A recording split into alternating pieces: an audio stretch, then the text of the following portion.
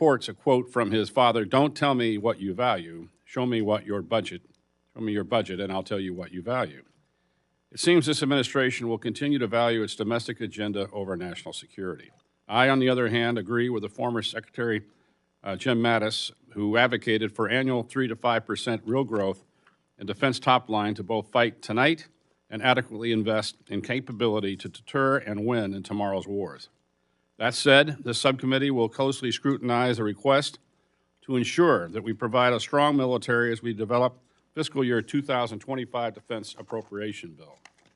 Our job is made more difficult when our enemies are emboldened to act with impunity. Secretary Austin, with the deteriorating global security environment as a scorecard, I assess that your emphasis on integrated deterrence is failing.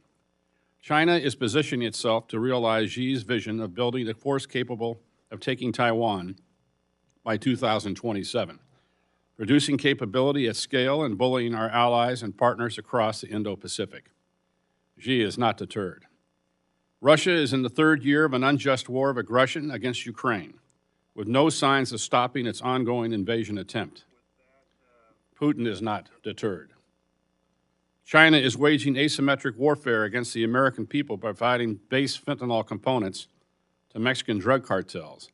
The fentanyl products flowing across the porous southern border killed 112,000 Americans last year and devastating communities across the nation. The Chinese suppliers and the Mexican drug cartels are not deterred. And over the weekend, Iran, for the first time, launched a direct attack on the state of Israel.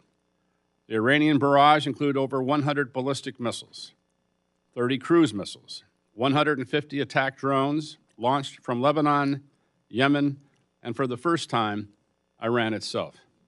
99% of their missiles and drones were intercepted, but make no mistake, Iran is not deterred.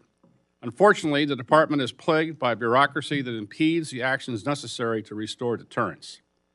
This is most notable over cost and significantly delayed weapon system acquisition. Pick a service, I can point you to systems that fit this mold. The Navy's Columbia and Virginia submarines are both delayed despite being dubbed the service's #1 priority. Air Force Sentinel experienced a Nunn-McCurdy breach. The Army spent over $2 billion developing FARA only to cancel the program. The Space Force GPS ground system is more than $3 billion over budget, more than 7 years late, and is still not delivered. And of course, there's the department's entire hypersonic program, which has cost over $10.5 billion so far and produced not a single fielded system. Our warfighters need modern technology now. A part of the solution must be a true commitment by the department to embrace and adopt an agile and innovative approach to acquisition. In fiscal year 2024, Defense Appropriations Act, I invested in this solution by ensuring that Defense Innovation Unit received $1 billion along with the flexible authorities necessary to rapidly identify, contract, and deliver innovative technologies to the warfighter. Included in this funding is $220 million for combatant commanders to procure and rapidly field their capabilities they need most urgently. The hedge portfolio investment is critical to addressing the emerging, dynamic, and materializing threats I discussed earlier. This funding is separate and distinct from the replicator effort. Fiscal year 2024 appropriations reinforce this fact, providing $1 billion for DIU and more than $200 million for replicator Tranche 1. Additionally, to achieve an effective and efficient military, the department must also re-optimize its workforce. I'm pleased to see that fiscal year 2025 request includes a net reduction in civilian full-time equivalents. And I'm encouraged by the progress the department is making to incorporate artificial intelligence and process automation to eliminate manual business processes. More must be done here. And finally, our people are an asymmetric advantage that our adversaries could never replicate. They deserve the best from barracks to business systems and from livable wages to robust family support. We as a committee have long championed significant boost in pay for our junior enlisted service members, and I'm happy to note this seems to be a popular initiative in Congress this year. Together with their families and our service members, are the foundation upon which our nation's strength is derived. Supporting and investing in them is a priority, and I know we can all agree on that. Before we hear from our witnesses, I'd like to recognize the distinguished ranking member, Ms. McCollum, for any opening comments. Thank you, Mr. Chair. Mr. Secretary, General Brown, and Undersecretary McCord, thank you for testifying before us today. General, we welcome your first appearance before the committee as the Chairman of the Joint Chiefs. For fiscal year 2025, the President has proposed $823 billion within our subcommittee's jurisdiction. It conforms with the enacted level in the Fiscal Responsibility Act, which passed the House by a vote of 314 to 117. This allowed for a $7 billion increase above fiscal year 2024 enacted levels, even though it is below the rate of inflation. I voted for the Fiscal Responsibility Act, not because I agreed with the spending levels in the deal, but because this country could not afford to default on its debts. Mr. Secretary, as you know, the Department has received criticisms from authorizers for the top-line budget requested. I think that criticism is unfair and unjust, especially from authorizers who do not have the responsibility for allocating the funding.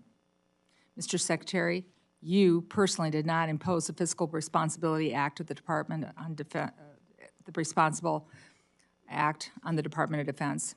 Congress did. And I think those of us who voted for that law, we need to remember that when talking with you. I hope Congress has learned a hard lesson that we should not hold our national debt limit hostage over arbitrary spending caps.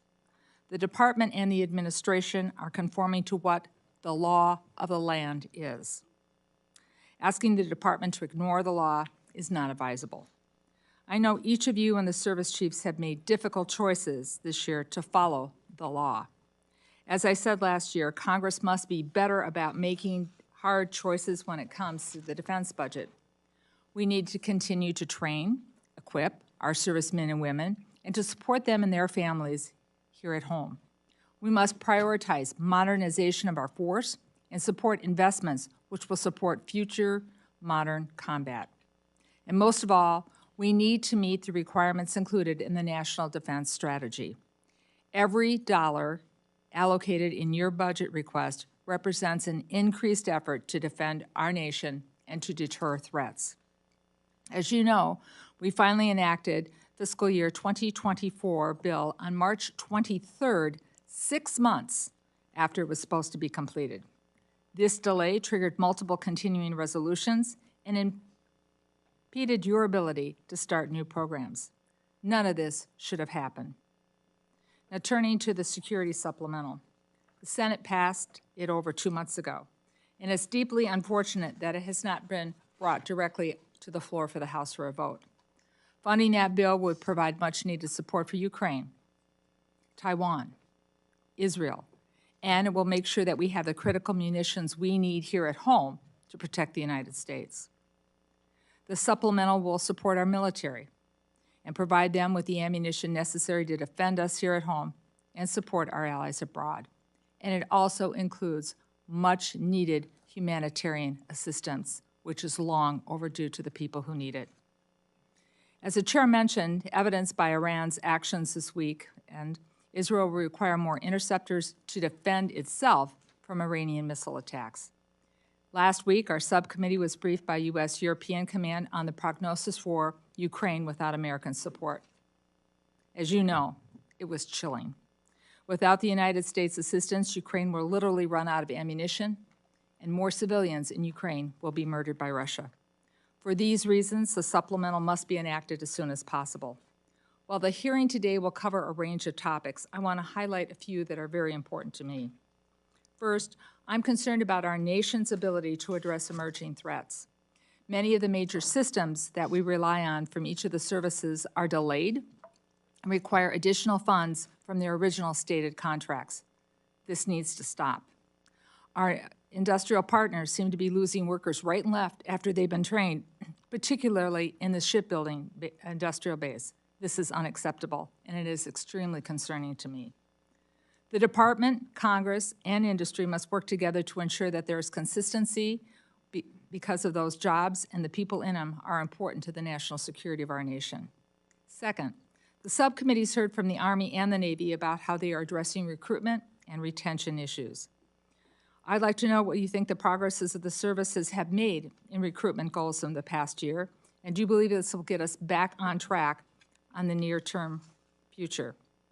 And finally, given the focus on the Pacific, which is important, and the recent visit of Washington by the Japanese Prime Minister, I'd like to hear your thoughts on our relationship with Japan. How can the department work with Japan to better utilize maintenance and repair facilities in Japanese territory that our forces can execute their missions more effectively and efficiently? And what are some of the ways that the department has worked to strengthen our relationship with allies, such as the Philippines, Australia, and South Korea? Again, thank you to the service for our witnesses who are appearing before us today and all those who serve and work under you. We appreciate your testimony and answers to our questions. Mr. Chairman, thank you for the courtesy, and I yield back. Thank you, Ms. McCollum. And now I'd like to turn to the chairman of the full committee, my good friend, Chairman Tom Cole. The floor is yours. Thank you very much, Chairman Calvert, and good morning to our witnesses, certainly Mr. Secretary, General Brown, Undersecretary McCord. It's great to have you here this morning. Iran's missile and drone attacks on Israel and the persistent and aggressive actions of China and Russia are reminders that we need a strong military to deter war, protect U.S. interests, and when necessary, win in conflict. We are witnessing an evolution in warfighting through the proliferation of technology. Small, cheap, and autonomous systems provide regional actors with the ability to threaten their neighbors and endanger the global order. With that backdrop, the Department's fiscal year 2025 request makes tough choices to stay under the Fiscal Responsibility Act caps. It trades long-term modernization of capabilities to preserve near-term readiness of force. Frankly, like my friend Chairman Calvert, I'd like to see an increase in defense spending to more completely address these threats. And I certainly, as my good friend Ranking Member McCollum said, support the supplemental both for its immediate impact and its long-term assistance in developing and sustaining our own industrial base. However, additional funding would not absolve the department of its responsibility to deliver capabilities on time and on budget. In that regard, I certainly associate myself with remarks of my good friend Chairman Calvert. From hypersonic programs to shipbuilding to aircraft like the E-7, I continue to be concerned by the department's inability to deliver weapons to the warfighter in a reasonable time frame. Successful weapons system acquisition requires clear standards, adequate funding, competent program management, and a trusting partnership between the department and industry. It also requires constant communication and transparency with the Congress. These are some of the areas, there are some areas, such as munitions, where the department is working directly with this committee and providing the funding and demand signal necessary to ramp industrial base production. I'm interested in your thoughts, Mr. Secretary, on how to go a step further and develop surge capacity across the industrial base. This would increase our readiness for whatever the global security environment throws at us. I want to note that the department is enduring the most challenging recruiting crisis since the creation of the all-volunteer force. The junior enlisted force is the lifeblood of the military, and this committee is committed to recruiting and retaining the best America has to offer. There's no shortage of challenges for this department, and I look forward to hearing how the fiscal year 2025 budget request addresses those issues. Thank you, Mr. Chairman. I yield back. Thank you, Chairman. Gentlemen, your full written testimony will be placed on the record. Please give a brief summary of your statements. Secretary Austin, the floor is yours. Chairman Calvert, Ranking Member McCollum, distinguished members of the committee, thanks for the opportunity to testify in support of President Biden's proposed fiscal year 2025 budget for the Department of Defense. And Chairman Cole, I look forward to continuing to work closely together as you take the gavel of the full committee. I'm pleased to be joined by our outstanding Chairman of the Joint Chiefs of Staff, General C.Q. Brown, and by Undersecretary Mike McCord, the Department's Comptroller. Let me start by thanking this committee for all that you do to support the U.S. military, our troops, and our military families. We've again seen the exceptional skill and professionalism of our forces after Iran's unprecedented and reckless assault on Israel. Alongside Israel and our allies, we had enormous success in defeating Iran's attack. We will continue to stand ready to protect our troops in the region and to support the defense of Israel from attacks by Iran or its proxies. And our commitment to Israel's security is ironclad.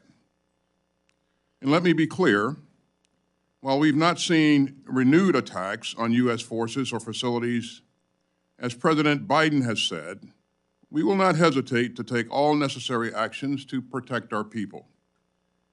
Now, let me turn to this year's budget request. Austin, you have killed my child's cousins in Palestine. You continue. Meeting will be suspended. Everyone in this room is a The committee will be in order. The chair notes the disturbance of the committee proceedings. killing. The chair reminds our guests of disruptive demonstration in the audience in violation of the House rules. Any additional disruptions to the hearing will require law enforcement to remove protesters from the room and restore order. And I will do that. Mr. Secretary, please continue. Thanks, Chairman. As Secretary, I've always been guided by three priorities: defending our nation, taking care of our people, and succeeding through teamwork. Our budget request for fiscal year 2025 will advance all three of these priorities. The committee will stand in recess until the Capitol Police can restore order. Capitol Police, please remove the demonstrators from the room. Committee's in recess. Please remove all protesters from the room. Please remove all protesters from the room.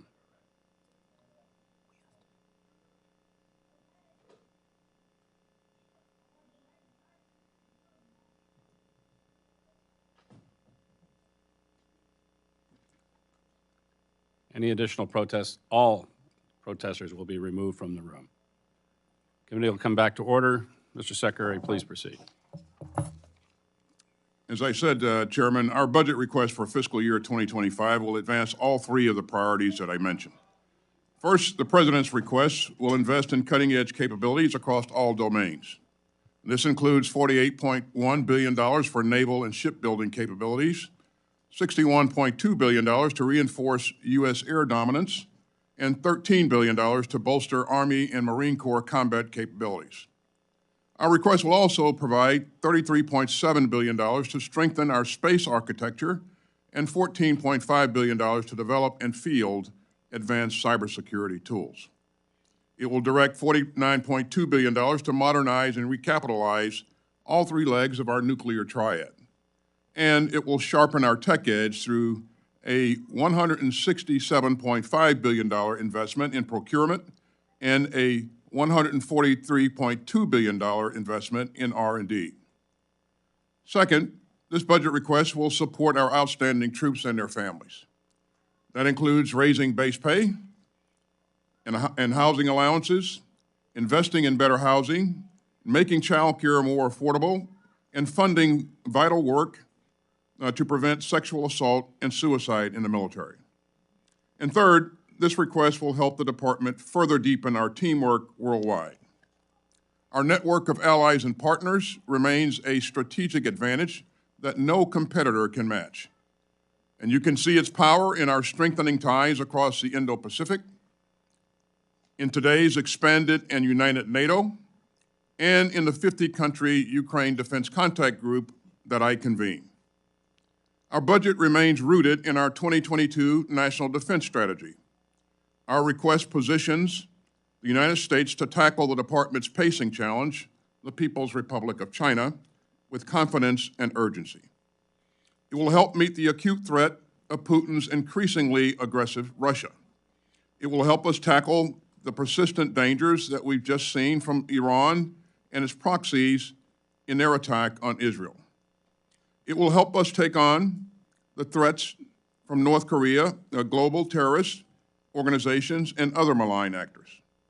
And it will help us continue to deter aggression against the United States and our allies and partners, and to prevail in conflict if necessary. Now, today, I want to underscore three key messages. First, even as our budget request abides by the mandatory caps set by the Fiscal Responsibility Act, it is aligned to our strategy. We made tough but responsible decisions that prioritize near-term readiness, modernization of the joint force, and support for our troops and their families. Our approach dials back some near-term modernization for programs not set to come online until the 2030s. Second, we can only fully reach the goals of our strategy with your help. And I'm grateful that Congress passed the fiscal year 2024 appropriations in March. The single greatest way that Congress can support the department is to pass predictable, sustained, and timely appropriations. My third and final message is that the price of U.S. leadership is real, but it is far lower than the price of U.S. abdication. As the President has said, we're in a global struggle between democracy and autocracy, and our security relies on American strength of purpose. And that's why our budget request seeks to invest in American security and in America's defense industrial base. It's also why the administration has requested nearly $60 billion in the National Security Supplemental for the department. And that supplemental would support our partners in Israel, Ukraine, and Taiwan. And it would make key investments to increase submarine production. In fact, about $50 billion of this supplemental would flow through our defense industrial base, creating good American jobs in more than 30 states. Now, we are more than 2 years into the Kremlin's war of aggression against Ukraine, and Putin is betting that the United States will falter, abandon our friends, and leave Ukraine in mortal danger. If the Kremlin prevails in Ukraine, it would embolden would-be aggressors around the globe. And we know that China, Iran, and others are watching what Putin does and how we respond. So we look to our partners in Congress to help us make the investments needed to strengthen America's security through both the supplemental and the President's budget requests. The United States military is the most lethal fighting force on earth, and with your help, we're going to keep it that way. I am truly grateful for your support for our mission and for our troops, and I look forward to your questions. Thank you. Thank you, Mr. Secretary. General Brown, you're recognized. Chairman Calvert, Ranking Member McCollum, Chairman Cole, and distinguished members of the committee. I'm honored to join Secretary Austin and Honorable Mike McCord to appear before you today. On behalf of the Joint Force, Department of Defense civilians, and our families, I want to thank Congress for your steadfast support and the opportunity to testify on the fiscal year 2025 defense budget request, which reflects our shared commitment to national security. The global security environment is increasingly complex. The 2022 National Defense Strategy identifies 5 key challenges. The People's Republic of China, our pressing challenge, continues its risky behavior around the globe. A newly aggressive Russia with its unprovoked war against Ukraine. A reckless Iran, who, as we saw just this past weekend, attempts to escalate regional conflict with unprecedented attacks in support of proxy forces. A destabilizing North Korea, which threatens regional security, and violent extremist organizations which leverage instability to advance their cause. These challenges are interconnected, which demands a strategic approach addressing the immediate threats while also preparing for future contingencies. Days after becoming the chairman, I laid out 3 expectations in my message to the Joint Force. Honoring our warfighting skills has primacy in all we do. Modernizing and aggressively leading with new concepts and approaches, and trust is the foundation of our profession. Our military exists to fight and win our nation's wars. We train every day to ensure we are so good at what we do that we deter any adversary from engaging the U.S. in conflict. This budget requests $147 billion to sustain readiness and ensure the department can counter near-term threats. We're also focused on better integrating our allies and partners in our planning and operations by investing in critical programs and capability, expanding security cooperation, exercises, training, and interoperability. Our investments in readiness ensure the Joint Force can respond when the nation calls. While we are focused on our readiness for today, It's critical to modernize and lead with new concepts to prepare for tomorrow. The department continues to invest in capability and capacity to outpace our competitors while transforming from costly legacy platforms that are no longer relevant to the threat. This budget strategically invests in $167.5 billion in procurement, underscoring our commitment to equip the Joint Force with unparalleled combat capabilities across every domain. This budget also invests $143.2 billion in research, development, tests, and evaluation of future capabilities that will retain our strategic edge.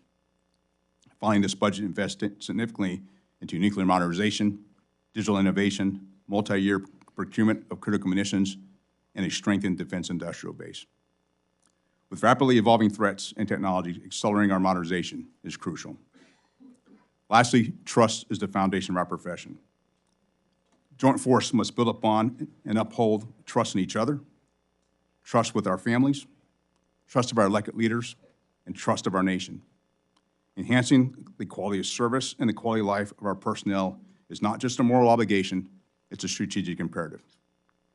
This budget includes investments in quality of service efforts such as advanced training, educational benefits, and career development, while also investing in quality of life projects like housing, medical clinics, and child care facilities, as well as funding spouse employment initiatives, enhanced mental health resources, and robust programs to combat sexual assault. We must create an environment where all can reach their full potential. Trust that our Joint Force stands ready to defend our national interests, ready to deter aggression, and ready, if necessary, to fight and win our nation's wars. I thank you for your support and collaboration and our shared commitment to face the security challenges of today and prepare for tomorrow. We are living in consequential times, and there is no time to waste. Thank you, and I look forward to your questions. Thank you, General. I want to make sure that each member has a chance to ask questions, so each member will have at least 5 minutes to answer their questions. When your timer turns yellow, you have 1 minute remaining. First, I'll recognize myself. Innovation and rapid fielding to the warfighter has been a #1 priority of mine since coming to Congress. There are many efforts underway, and I'm encouraged by this momentum. However, as stated before, and I support the Replicator initiative, in no way should Replicator cannibalize from the hedge fund established in FY24. General Brown, the transition of requirements to capabilities to a program of record is low, not well understood, and opaque to warfighters and industry alike. How will you address this issue during your tenure? Chairman, I appreciate the question, and I would also offer I have the same focus on being able to accelerate capability to our warfighters. You know, part of this dialogue is really the collaboration that I try to do. I know it with the service chiefs, but how we can engage with from our requirements through our acquisition and through industry to best accelerate each of these capabilities to go from a prototype to production. This also is very important about the defense industrial base, so we can actually make sure we can be able to deliver the capability once we identify the innovation and be able to move it much more quickly into the hands of our warfighters. And so it's going to require leadership, which I'm happy to do, but it's also going to require for us to have on-time resourcing, a constant demand signal, and to build that trust across the spectrum to make sure we bring the capability forward much faster. Well, I look forward to working with you on that. We can make sure that we deliver the funds on time. Secretary Austin, last week Under Secretary Hsu inaugurated the Transition Tracking Action Group, which will employ advanced analytics to track how the department delivers capability to the field. Will you commit that this effort will be collaborative with Congress and that you'll support its success? Absolutely, Chairman. Again, I commend Ms. Hsu, or the Honorable Hsu, on the things that she's done since we've been together. I think she's done a number of things to include things like radar and OSC, as you know, to help us bridge the valley of death. And the programs that you mentioned, or the initiatives that you mentioned, are really mutually supportive. And we're going to continue to do everything we can to move capability as quickly as we can across the valley of death and get it into the hands of our warfighters.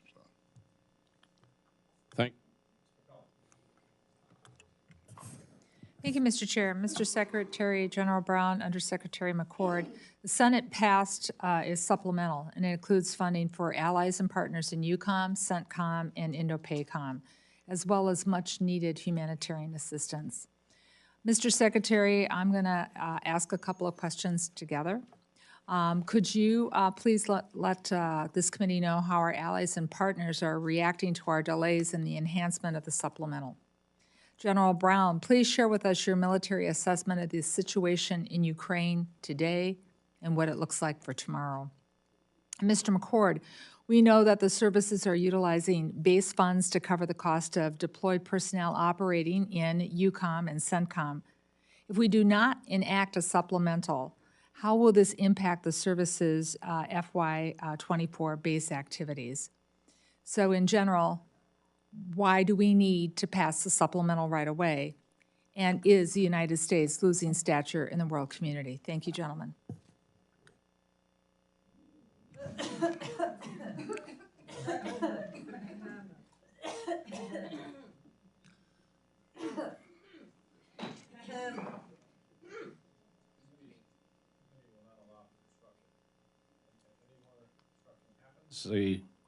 We will recess and have the disruption removed.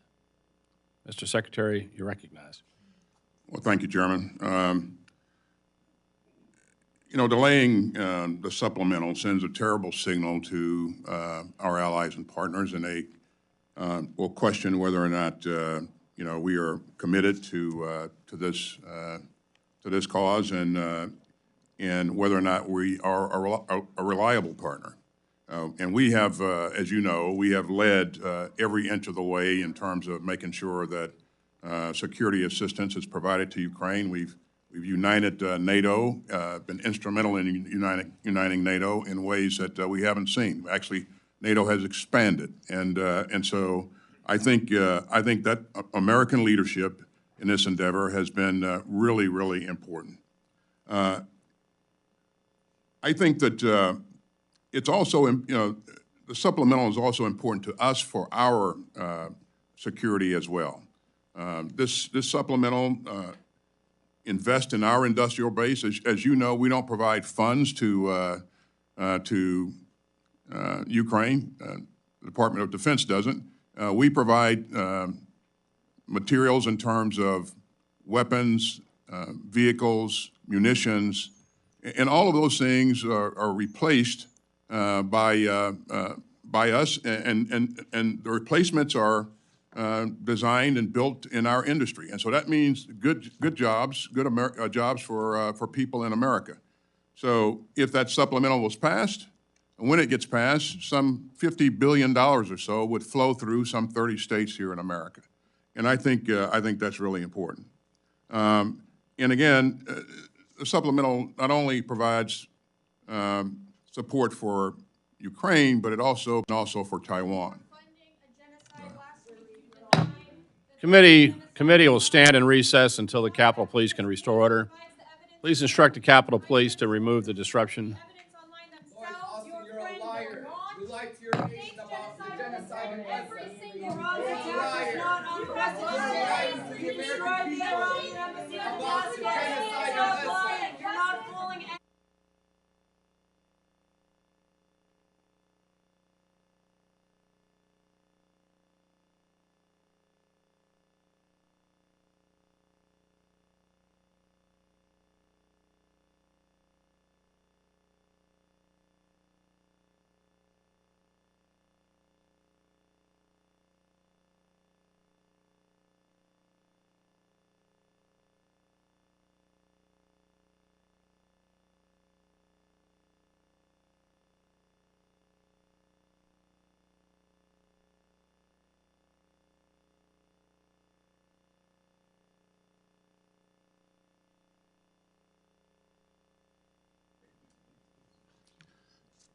So to sum it up, this supplemental is really important for a number of reasons. And again, it's important to us for our security as well. And it's really important that we have the ability to replenish the stocks in our inventory that will be critical for us going forward. Ranking Member McCollum, you asked about my military assessment on Ukraine. And I'll just tell you that Ukraine right now is facing some dire battlefield conditions. And it's partly because their capability from a resourcing standpoint, from whether it's munitions, whether it's vehicles, whether it's platforms, they're not being outmatched by the Russians. They've had some pretty, Ukrainians have had some positive gains in the course of the 2+ years that they've been in this conflict, regaining more than 50% of the territory that the Russians seized at the beginning of the conflict. Those hard-fought gains can be lost without our support. And so it's important that we continue to provide them the capabilities that they require. And so when I think about this, I think about the supplemental does three things. One, it supports Ukraine's ability to defend itself. It shows, it puts money into our defense industrial base, not just for Ukraine, but for many of our allies and partners, because the U.S. equipment is valued around the world. And last, it shows U.S. leadership. I've been in this job 6 months, and I've had about 150 engagements with my counterparts from around the world. And they often talk about U.S. leadership. I can tell you it's wants, it's desired, and the actions we do are sending a message of where our commitments are, and it also sends a message to our adversaries. And I think it's important that we continue to show leadership like we've done throughout my entire career wearing this uniform, and I want to make sure that we do that. Ranking Member, thank you. Well, the security assistance is, of course, the most urgent, time-sensitive part of the supplemental and cannot be replaced with anything in the base budget. You highlighted the lesser-known part is that the Secretary and the President, of course, can deploy forces quite legally where they choose to, and we've surged forces in Europe the entire fiscal year to date, Navy in particular, and CENTCOM the same way. We have incurred over $2 billion and counting of operational costs that if we can't get the supplemental, will have to be absorbed in the base budget. And we would have to work with this committee and the other committees to try and reprogram funds, hopefully not from direct readiness, but from, if not that, readiness enabling things like facilities maintenance and equipment maintenance. So there is an impact on our forces and our readiness as well if we cannot get the supplemental approved. Thank you. Mr. Cole. Thank you very much, Mr. Chairman. Mr. Secretary and General Brown, I want to ask you if you would. First of all, I want to compliment you. Thank you for the performance of our forces and your leadership in the recent attack by Iran on Israel. I thought our personnel were just outstanding, and that reflects well, certainly, on both of you and our military. What additional things, in your professional opinion, do we need to do to provide Israel with what it needs to defend itself in the short term? Well, thanks, Chairman. The most important thing that we can do right now is to pass the supplemental, and that will provide us the opportunity to continue to provide security assistance to Israel in terms in the form of air defense interceptors, munitions, and things that it critically needs to be able to defend itself. But that supplemental, I would say, Chairman, is truly the most important thing that I would highlight for you. So. General? Chairman, I'd echo those comments. And as I have a chance to talk to my Israeli counterpart and my other counterparts region, it's important that we provide that capability through the supplemental. But I also think about what it does for us and for our forces. And I'll just also highlight, I couldn't be prouder of the work done by our forces over the course of this past weekend. It shows the professionalism of our force, and that's why we had the most combat credible and the most respected force in the world, because of events like that. I'd also ask you both, obviously, when we employ our forces in this way, they're exposed themselves to being attacked, and we've certainly had plenty of incidents from Iran attacking. So where are we at in terms of force protection for our men and women on the ground that are engaged in these activities? Force protection is of utmost importance to me and to the department and to the President. And we have done a lot in the last several months to reinforce our force protective posture in the region.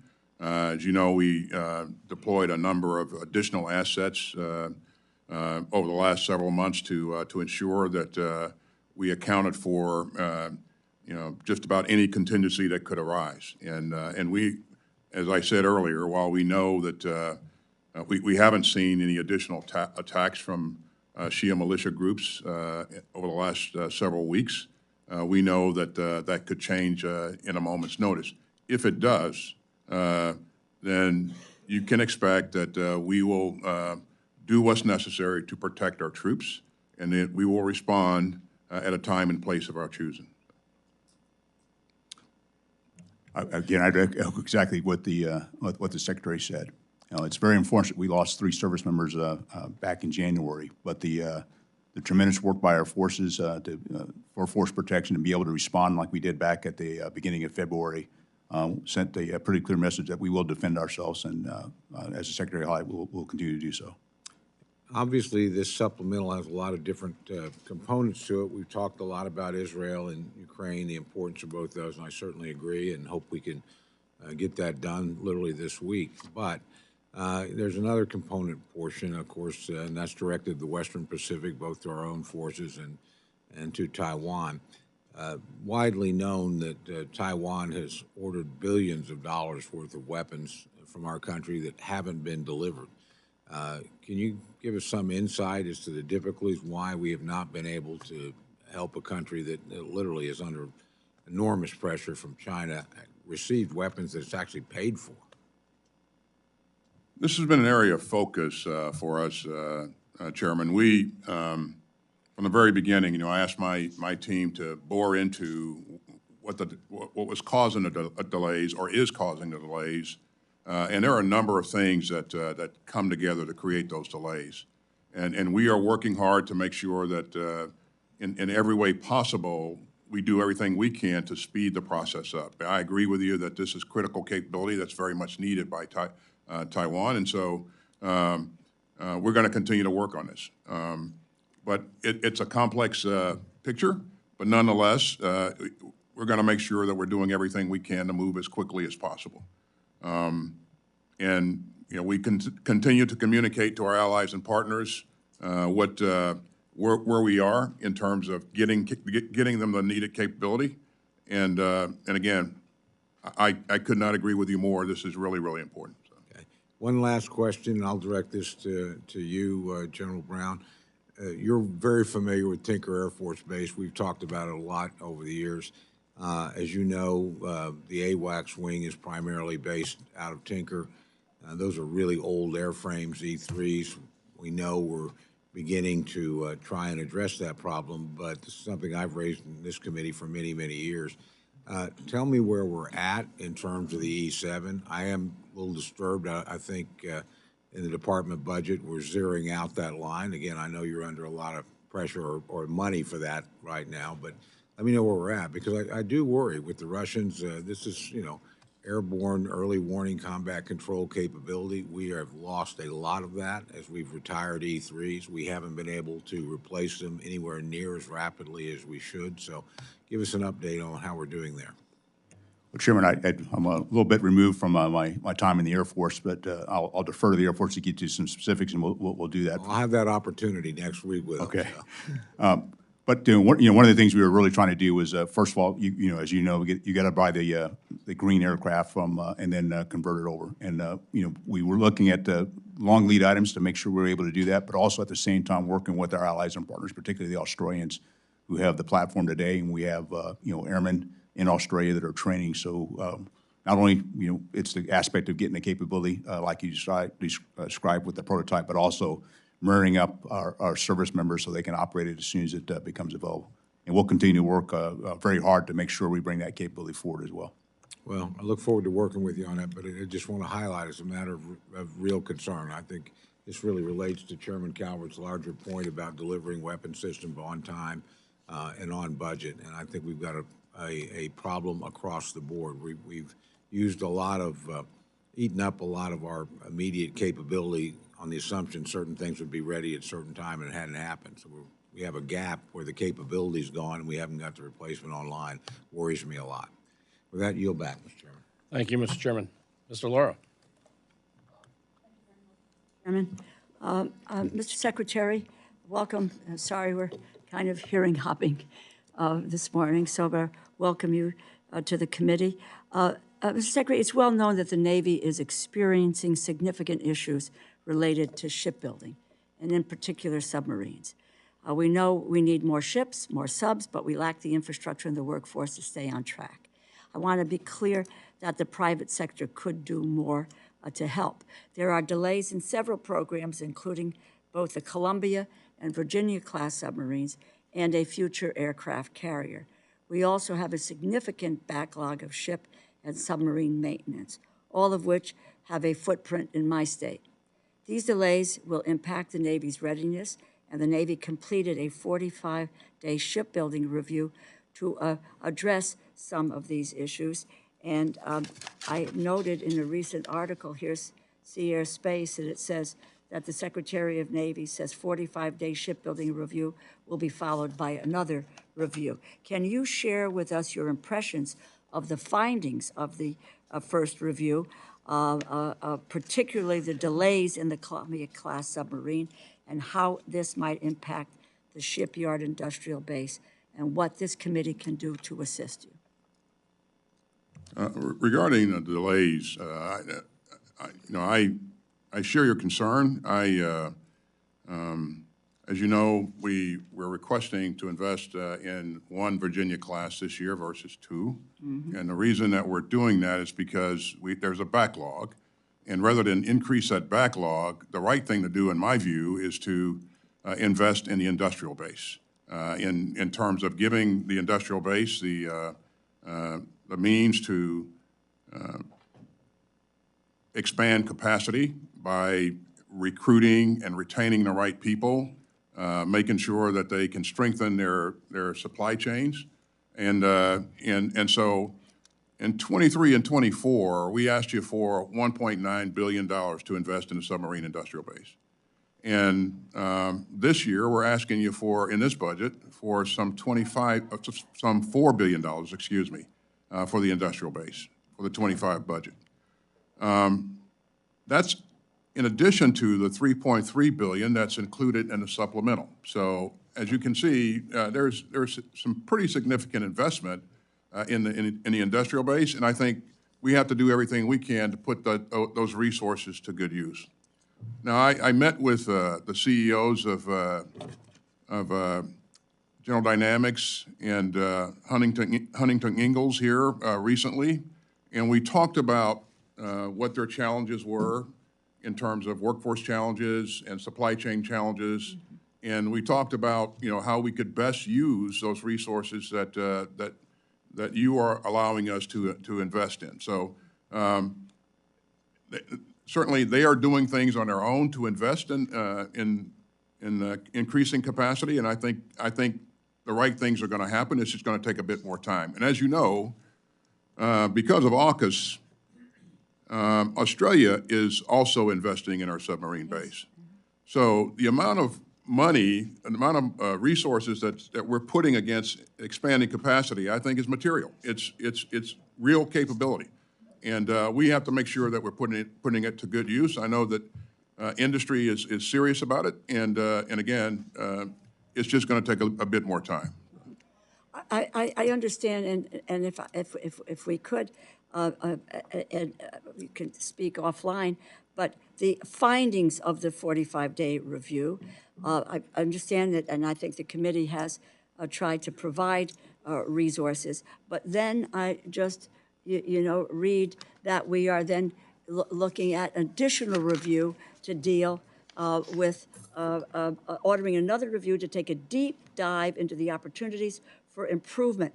I don't know how many dives we need with regard, and that's, with regard to submarines, how many dives are we going to accommodate here? But I would like to know, I hope the committee would like to know, the results of that review, where you think it takes us, and what is going on with an additional review of this.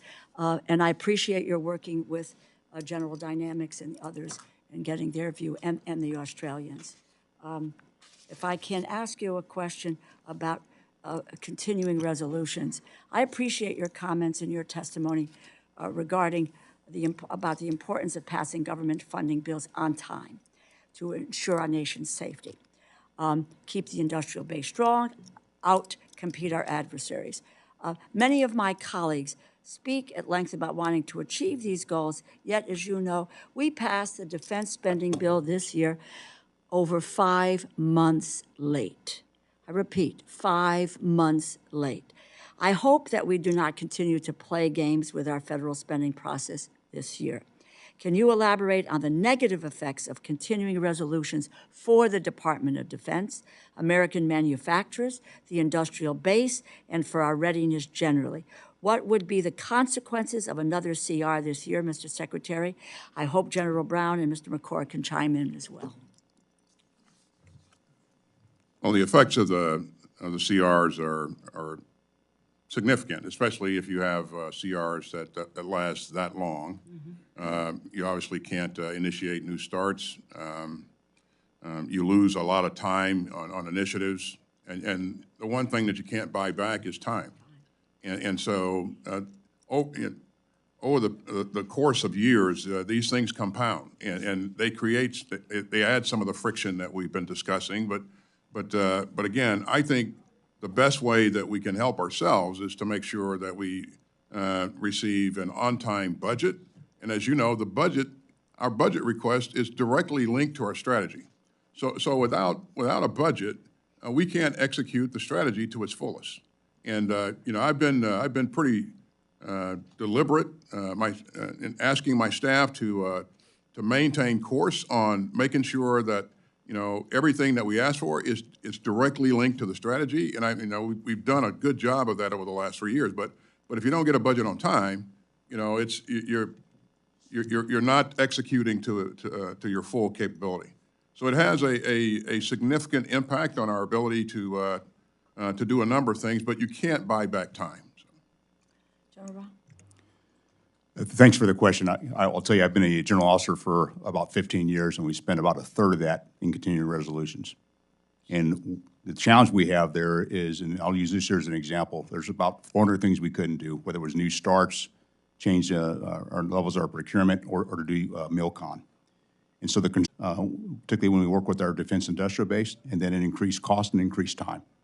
And we talked earlier about when we want to deliver a capability on time, the best way to do that is have a resourcing on time. But I think the same thing for us as a department is that we have a consistent demand signal, which is why multi-year procurement is another piece that helps that demand signal.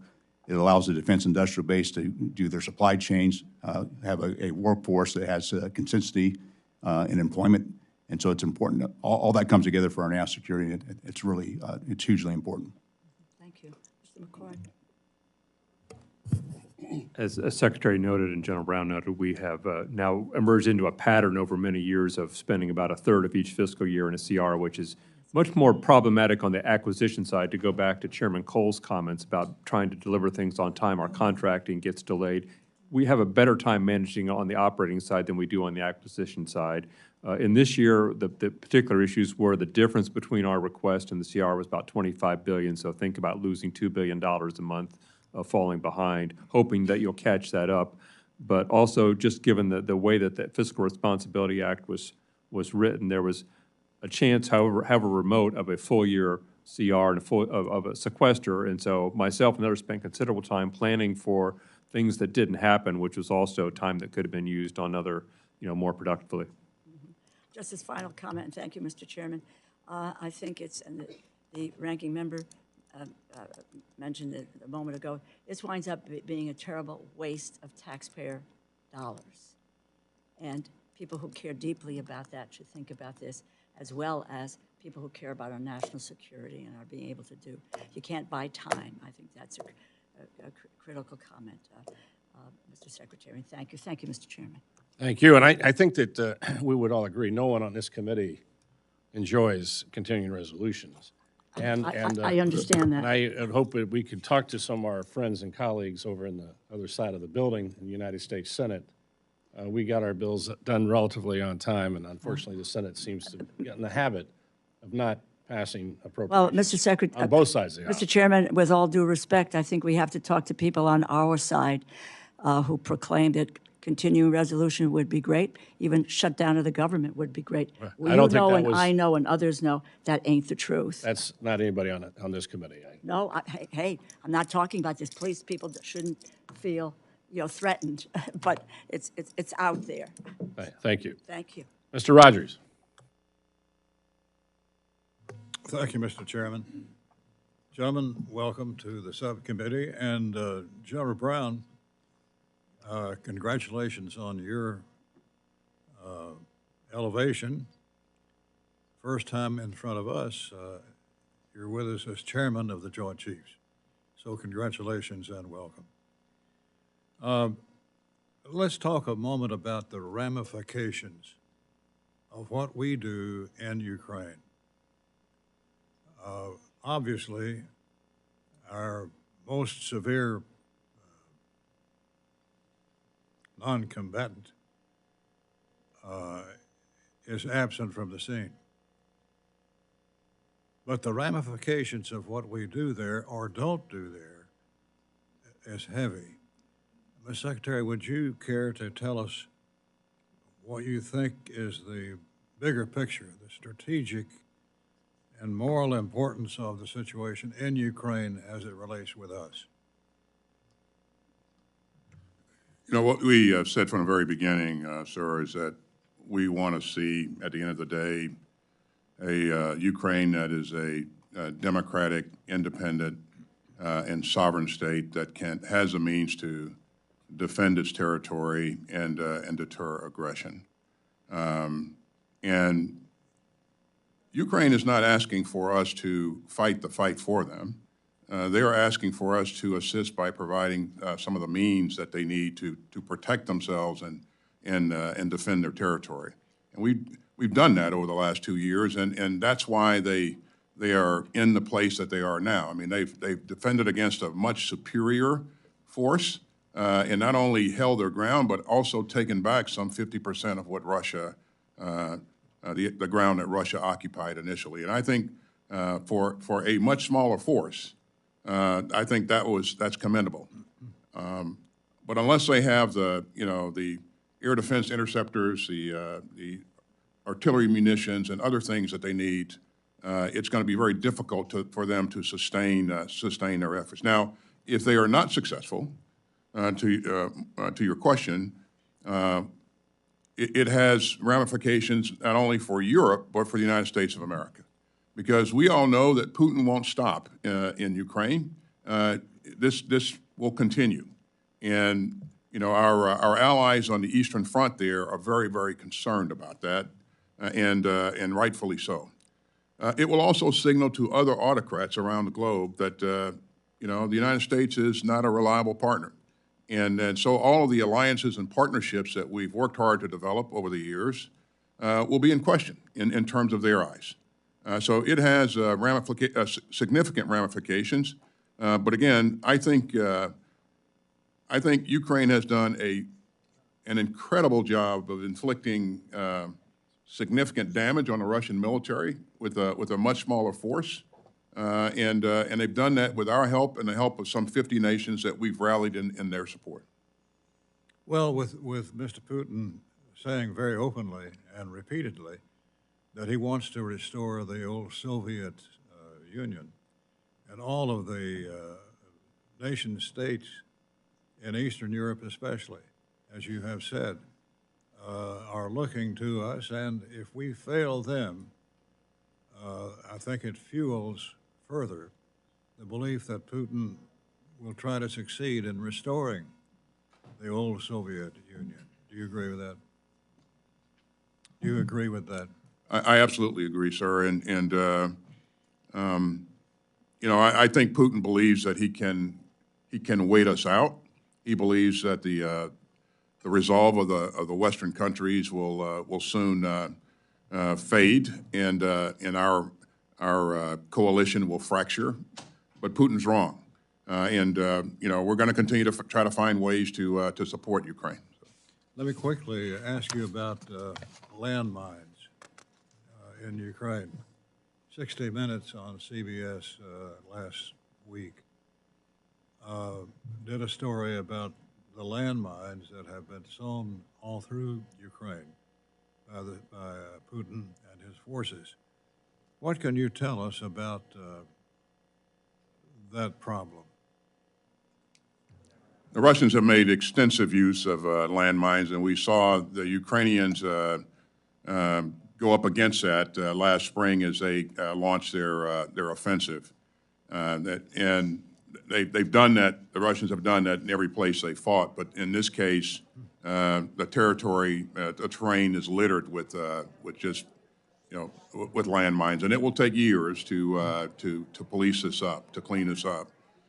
We've stood up a capability coalition with countries who are volunteering to pool together their capabilities to assist Ukraine in acquiring the right capabilities to address this problem going forward. But it's going to be something that's going to require a lot of countries to work together on in the future.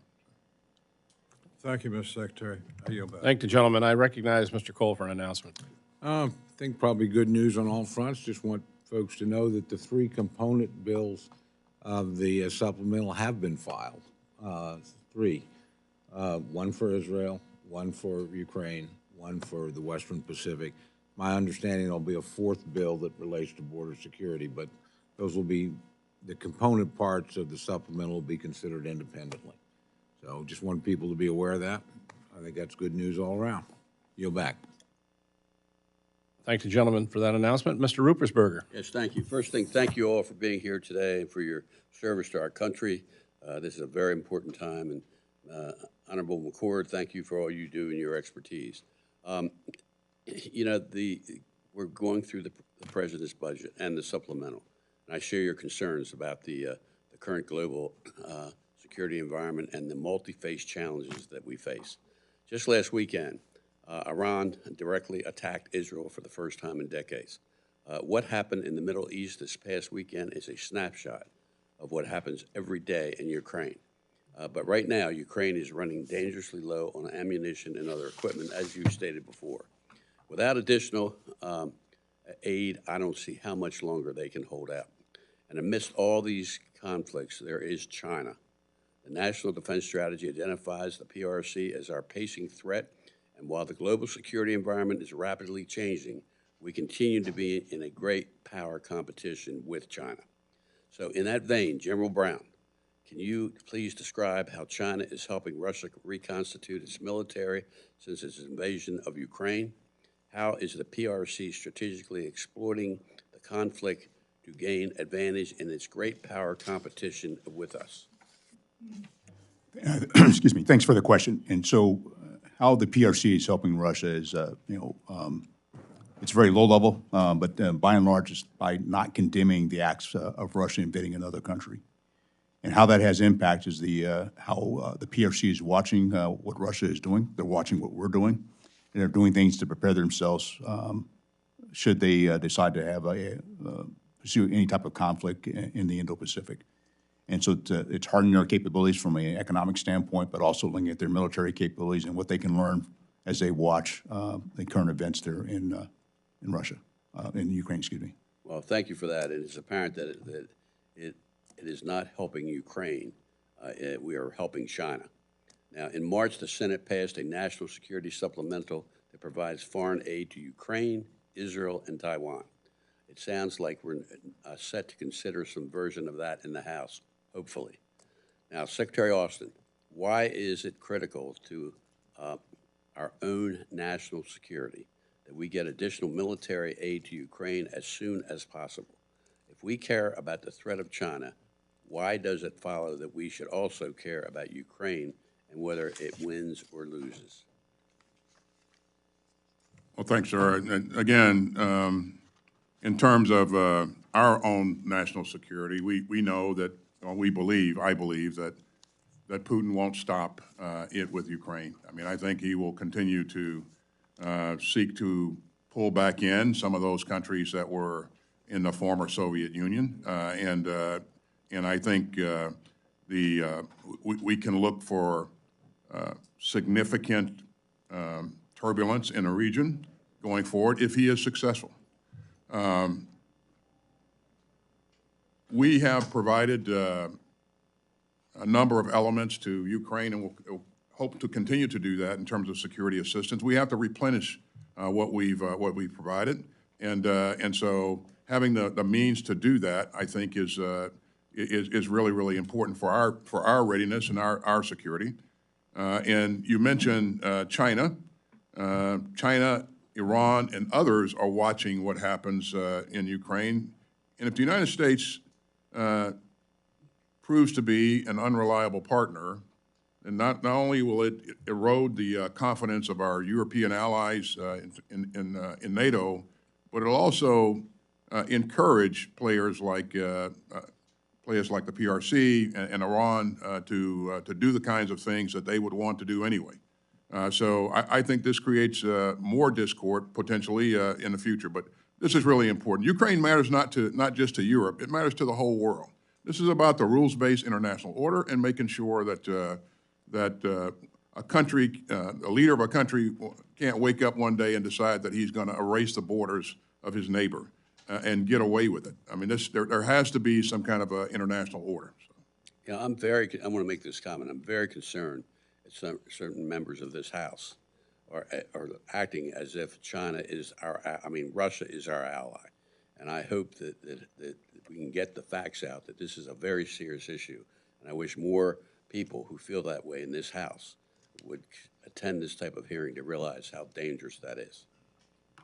Thank the gentleman for his question. Mr. Womack.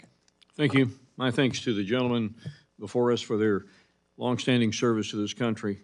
I want to follow up on a conversation that we were having with the ranking member of the full committee, Ms. DeLauro, on budget process and on continuing resolutions and this sort of thing. Secretary Austin, have you ever known Russia to operate under a continuing resolution? I have not, sir, and I've never known China to operate under a continuing resolution either. Well, I'm glad you asked that question because my next question was to General Brown. Have you ever known China to operate under a continuing resolution? I have not. So if they have needs, they take care of those needs? Secretary McCord, Kim Jong-un, does he operate ever under a continuing resolution? He does not, Mr. Moa. And I won't bore you with the others. I had listed ISIS-K, violent extremist organizations. The fact is, adversaries to our way of life and to the way of life of free nations all around the globe, they don't operate under continuing resolutions. And they don't threaten to shut their government down.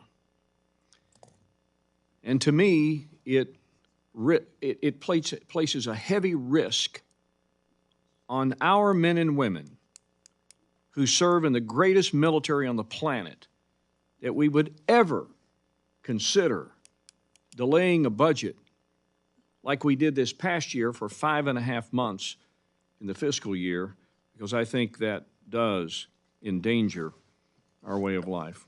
I'll leave it there. Secretary Austin, the DOD budget request for 25 is capped at a 1% increase compared to 24 under the FRA. It's clear the DOD prioritized increased funding for some services more than others. For example, the Army saw a 0.2% increase in funding. The Air Force got 1.1%. Can you outline the risks that we buy in this budget proposal to the Army if we adopt those top-line constraints? Because of the top line, we had to make some choices, but we linked our request to our strategy, and these were difficult, but I think prudent choices. And again, as we have worked with the services, I think that the investments that we've made in near-term readiness and in modernization and in taking care of our people will pay significant dividends for us in the near to midterm and in the long term as well. And we also recognize that in the out years, the top line is going to have to grow a bit in order to make sure that we maintain pace and speed with modernization. So it is something that we don't take lightly in terms of, you know, how we resource the entire force, and choices have to be made. The services participate in our deliberations, and so again, I think it's the risks are acceptable at this point in time. So. General Brown, and both of you are keenly aware that joint multinational large-scale training scale exercises enhance our forces' readiness. Can you describe how these exercises help our formations in learning how to integrate at scale and across domains, and how the continued repetition set the joint force up for success in the face of conflict? You know, every time we get to train, whether it's by individually within our services, train as a joint team, or train with our allies and partners, it just makes us stronger. And what that does, it allows us to work on our areas of interoperability, but it also identifies some areas we can improve upon. Because we want to continue, every time we have an exercise, is a step away from that exercise and learn something about ourselves as a force that will be applicable to the threat. And so every time we do this, we try to take the lessons learned, and they're not just lessons learned or observed. It's how we implement those to ensure that our joint force with our allies and partners can do what the nation asks for, but also for our national security and the security of our allies and partners as well. So if we were forced to make some decisions, buy some more risk because of budget constraints that we have, where would those joint exercises fall in the list, if you will, of candidates for either scaling back or doing without? Well, in this particular budget, we focused on readiness, and so as the Secretary highlighted, we deferred some of the modernization to maintain that readiness. And so, one of the responsibilities I have as the chairman, working with the Joint Chiefs, is to balance that risk between our readiness and our modernization, and we take a hard look at all the various exercises. I would also highlight the fact that now, because of technology, we can do a fair amount through simulation and the like, but we're trying to use every tool we can to ensure our readiness and take advantage of the exercise opportunities that we do have. Thank you, gentlemen. Thank you, Mr. Chairman and Ranking Member, and to all of our witnesses, Secretary General and Mr. McCord, thank you so much for what you all do. I would like to bring your attention to the Secretary and General Brown. Want to get your thoughts, what the department looks at sharing information and resources across combatant commands. And in particular, I'm talking about NORTHCOM and SOUTHCOM when it deals with the southern border, what's happening in Mexico. You know very well what's happening there. I'm talking about drugs and criminal organizations, the amount of money they make, not only in passing drugs, but if you look at, 7, 8 million encounters at the border the last 3 years, multiply that by an average of 8,000 that the Coyote charged, they're making billions of dollars to our southern border. And we have NORTHCOM that has Mexico, and then SOUTHCOM has everything south, Central America and south. And I want to see how we can get NORTHCOM and SOUTHCOM to work better in sharing information and resources because, as you know, part of the work that y'all do is the national security and defense of our country also in that particular area. So just want to get your thoughts. And we have already talked to both commanders for SOUTHCOM and NORTHCOM, and we've asked them if they can align themselves because they're apart. They see Mexico very differently. Just want to get your thoughts on what we can do to get those two commanded areas to work better. Well, thanks, sir, and thanks for your interest in this topic. I do believe that we do a credible job of working together currently. Both commanders are great commanders, and I have tremendous confidence in both of them. Having said that, there are always things that we can do to improve our collaboration, and I think this gets to your point. From my perspective, what I see the commanders doing is just that, finding ways to support each other, finding ways to make sure that there are no gaps that can be exploited. But you know, the environment's dynamic, and there will always be a new challenge that presents itself that will require us to develop additional capabilities and also work with allies and partners to develop their capabilities so that they can you know, control and protect their sovereign space. So to answer your question, I do believe that there are always things that we can do better, and we will continue to focus on that. Thank you. Yeah, and If I could, I would add is it's not only, as Secretary Howley, we've got tremendous commanders, but it's also the work that happens between the staffs, between the joint staff, between the staff at Southcom and Northcom to work in the next level of detail and how things are interconnected and to flatten that communication and using some of the digital tools we have to be able to share information, to visualize. And then also the last thing I'd highlight is just the relationships with the interagency, but also relationships with our partners within both combatant commands to get their perspective as well helps us to raise our awareness and have those two commands work better together. yes, sir. Because we need to see everything south of our border together instead of and they, both commanders are fantastic. We just want to see if we can push a little bit more on that. I would ask you also, the unity of government is so important. China is just, you know what they're doing in Latin America. They're in almost every country. And last night, somebody sent me a video, and I remember we had gone to El Salvador, and the new president at that time wanted to work with us and said, we want to keep China away. And whatever happened, our relationship with El Salvador, you know, the video that they were showing was this brand new library, and they were showing off this new library as, you know, China gets involved. And right next to him was the Chinese ambassador. And some years ago, when we went to go see him at a Codell, he was trying to keep China. I guess he felt that the U.S. was not providing the support. And guess who's right there with them? And that, I can name country after country. You know what they're doing down there. So, you know, just showing up, and I know you all are doing that. We're working our guard also, our state guard, that, you know, we have our relationships. But I just want to make sure, we got so many problems across the world, but we cannot wake up one of these days and right across our southern border, you know, we see the, you know, the work that China and Russia, to an extent, but mainly China is doing down there. So we appreciate that and the focus that y'all can provide with that.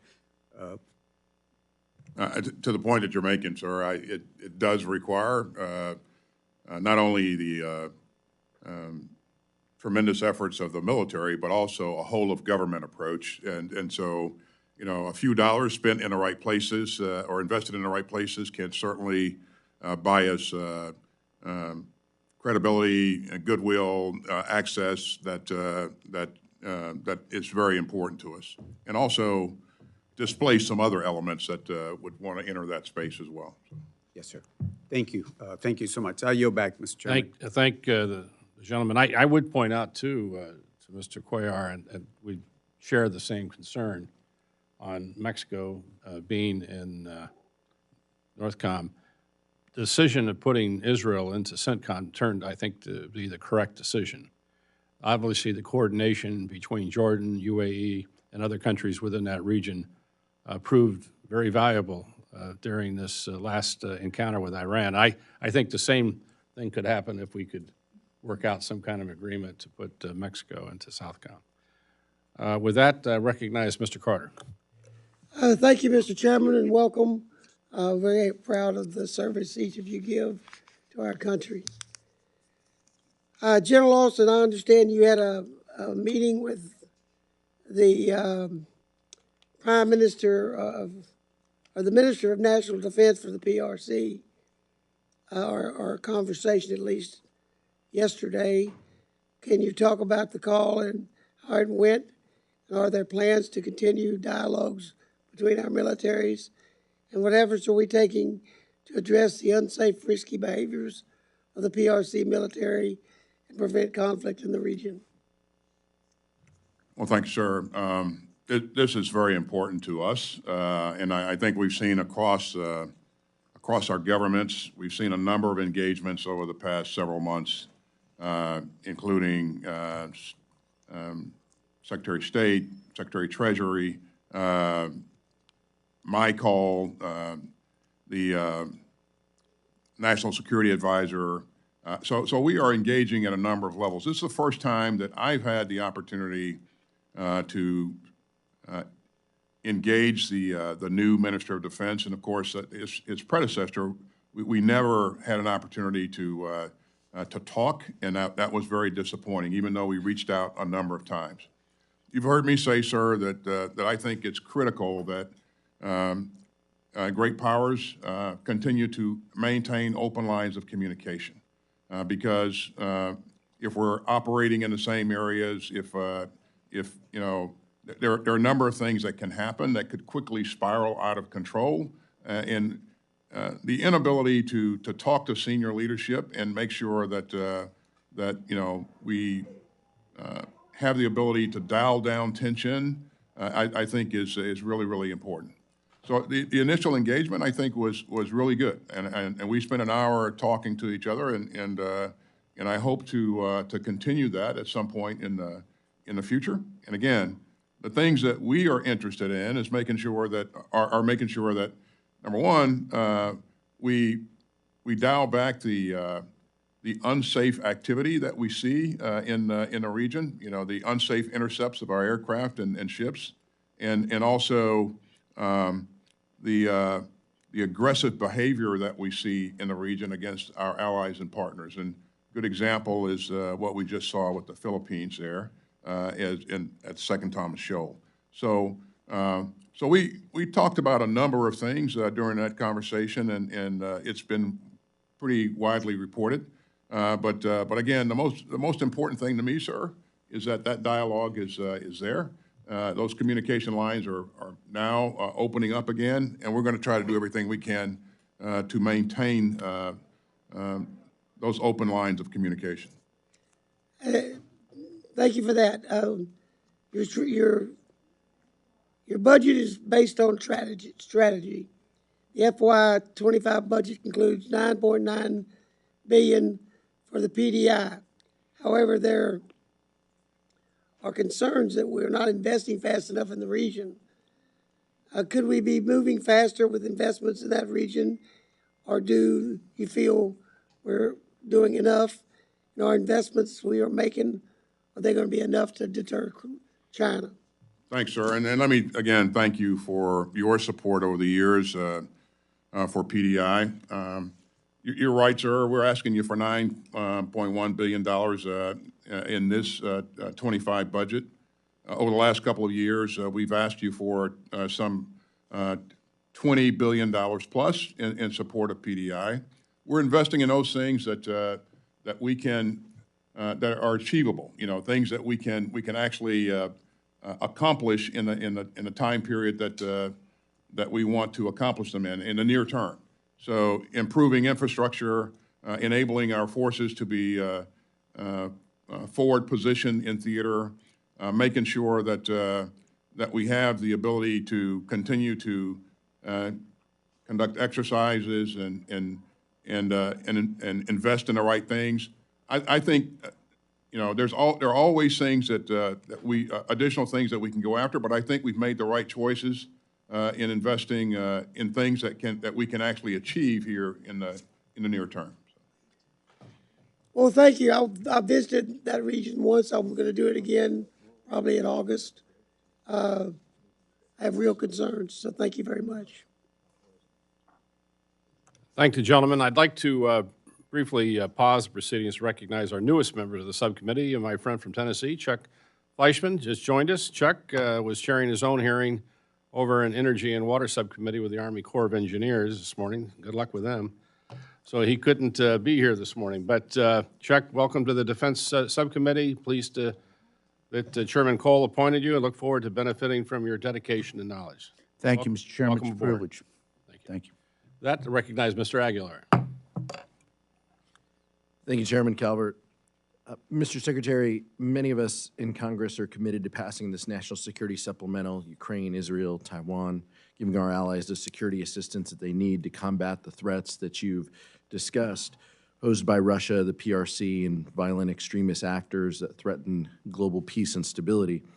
We've been asking for this vote for a number of months in light of what the chairman of the full committee said, and I'd just like to offer to the chairman of the full committee, it's our hope, and our side genuinely hopes that we have an opportunity to vote on this week, and that other extraneous pieces of this aren't part of it. So from a speed perspective, we can deliver this aid as quickly and as soon as possible. It would be unfortunate if that was held up with other additional votes that weren't germane to our national security and the importance of helping our allies. General Cavoli told the authorizers earlier this week in open session that the side that can't shoot back loses. If Ukraine cannot shoot back to take out drones, they won't be able to hold the line, and Putin could be able to take more land. The U.S. is obviously the main supplier of air defense and artillery shells.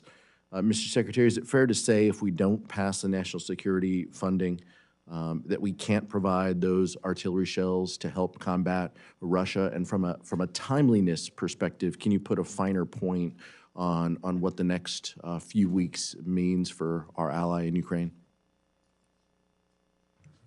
You know, what we've done is try to invest in our industrial base to increase our capacity to produce, artillery munitions and other things. And so what we've asked for in the supplemental, some of that is focused on increasing capacity in the industrial base. And if we fail to do that, then it's very difficult for us to keep pace with the requirements there. In terms of, what happens going forward and how long Ukraine will be able to sustain its efforts, I think we're already seeing things on the battlefield begin to shift a bit in terms of in Russia's favor. We're seeing them make incremental gains. We're seeing the Ukrainians be challenged in terms of holding the line. They're doing a very good job, a credible job, but in order to continue to do that, they're going to need the right materials, the right munitions, the weapons to be able to do that. So passing this supplemental is absolutely critical, and our request is that we pass it as quickly as possible because time matters, and Putin again is trying to exploit this time period where there's doubt created about the U.S.'s resolve. So. Thank you, Mr. Secretary. General, I wanted to give you an opportunity to kind of building off of what Judge Carter's question about the PDI. Aside from obviously the importance of the national security requests that we've been talking about, all of us have been pleased to see the Pacific Deterrence Initiative and the European Deterrence Initiative contained within this proposal. Can you elaborate on the effectiveness and how the department and how you plan to implement plans to execute funding for the PDI? As the Secretary described, the PDI is going to allow us to build out the capability within the region. And so we can posture our forces. So some of that's in military construction, some of it's in weapons capability, but it's also things we can do to work with allies and partners. And I'll just tell you, I was the Director of Operations for the United States Air Force in Europe. I got there the week after the Russians went into Crimea and watched how the European Defense Initiative came about to better posture ourselves for today's current events. I think the PDI will do the same thing, and ensuring we're doing all the things to prepare ourselves for a potential future conflict. And the key goal here is to be so good at what we do that we deter a future conflict, and this is where PDI is going to help us to be able to do that. Thank you, General. Yield back, Mr. Chairman. Well, we'll all have a chance to vote on the supplemental on Saturday night. With that, Mr. Diaz-Balart. Thank you very much, Mr. Chairman. Gentlemen, thank you for your service. I really have one point and then two questions. So first point is that history is full of dismal failures that are never forgotten. You know, peace in our time. After Putin invades Georgia, that infamous reset by the then Obama, Biden, Clinton administration. And then recently, Mr. Secretary, I've seen a very catchy word that's been used to try to dissuade our adversaries and Iran's proxies. Don't. Unfortunately, that has been met by another, I guess our adversaries have been using another phrase, which is just do it. And they've been doing it. It's pretty evident that they feel that they can do so with hardly any real consequences. So here's the question, and this may require maybe a skiff to talk about it. First question is, are there going to be serious consequences to those who did not listen to all of the don't words from the administration and have done it, and including, obviously, we know that some of our GIs have died? Question number one. Question number two is this. At present, the current future years defense program indicates that the Air Force Reserve plans is to divest in the F-16 program at Homestead Air Reserve Base through 2028.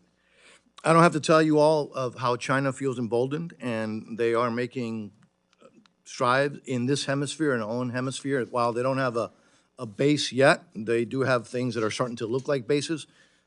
You know, refer to Argentina as an example. And so Homestead is the closest defense against any potential future hostile action. So in light of this divestiture plan, can you confirm whether recapitalization efforts are being considered to ensure that the continuity and enhancement of air combat capabilities at this key facility? Shouldn't we look at, frankly, Homestead's mission with F-35s rather than continuing with the older F-16 post-block upgrades? Again, we use Homestead. We always think of Homestead Air Reserve as a place that's essential for emergencies, for hurricanes, et cetera. But I will argue that when you look at what's happening in this hemisphere, I think we need to be a little bit more concerned about what Russia, China, et cetera, is doing in this hemisphere. So, two questions, and I appreciate hearing from you all.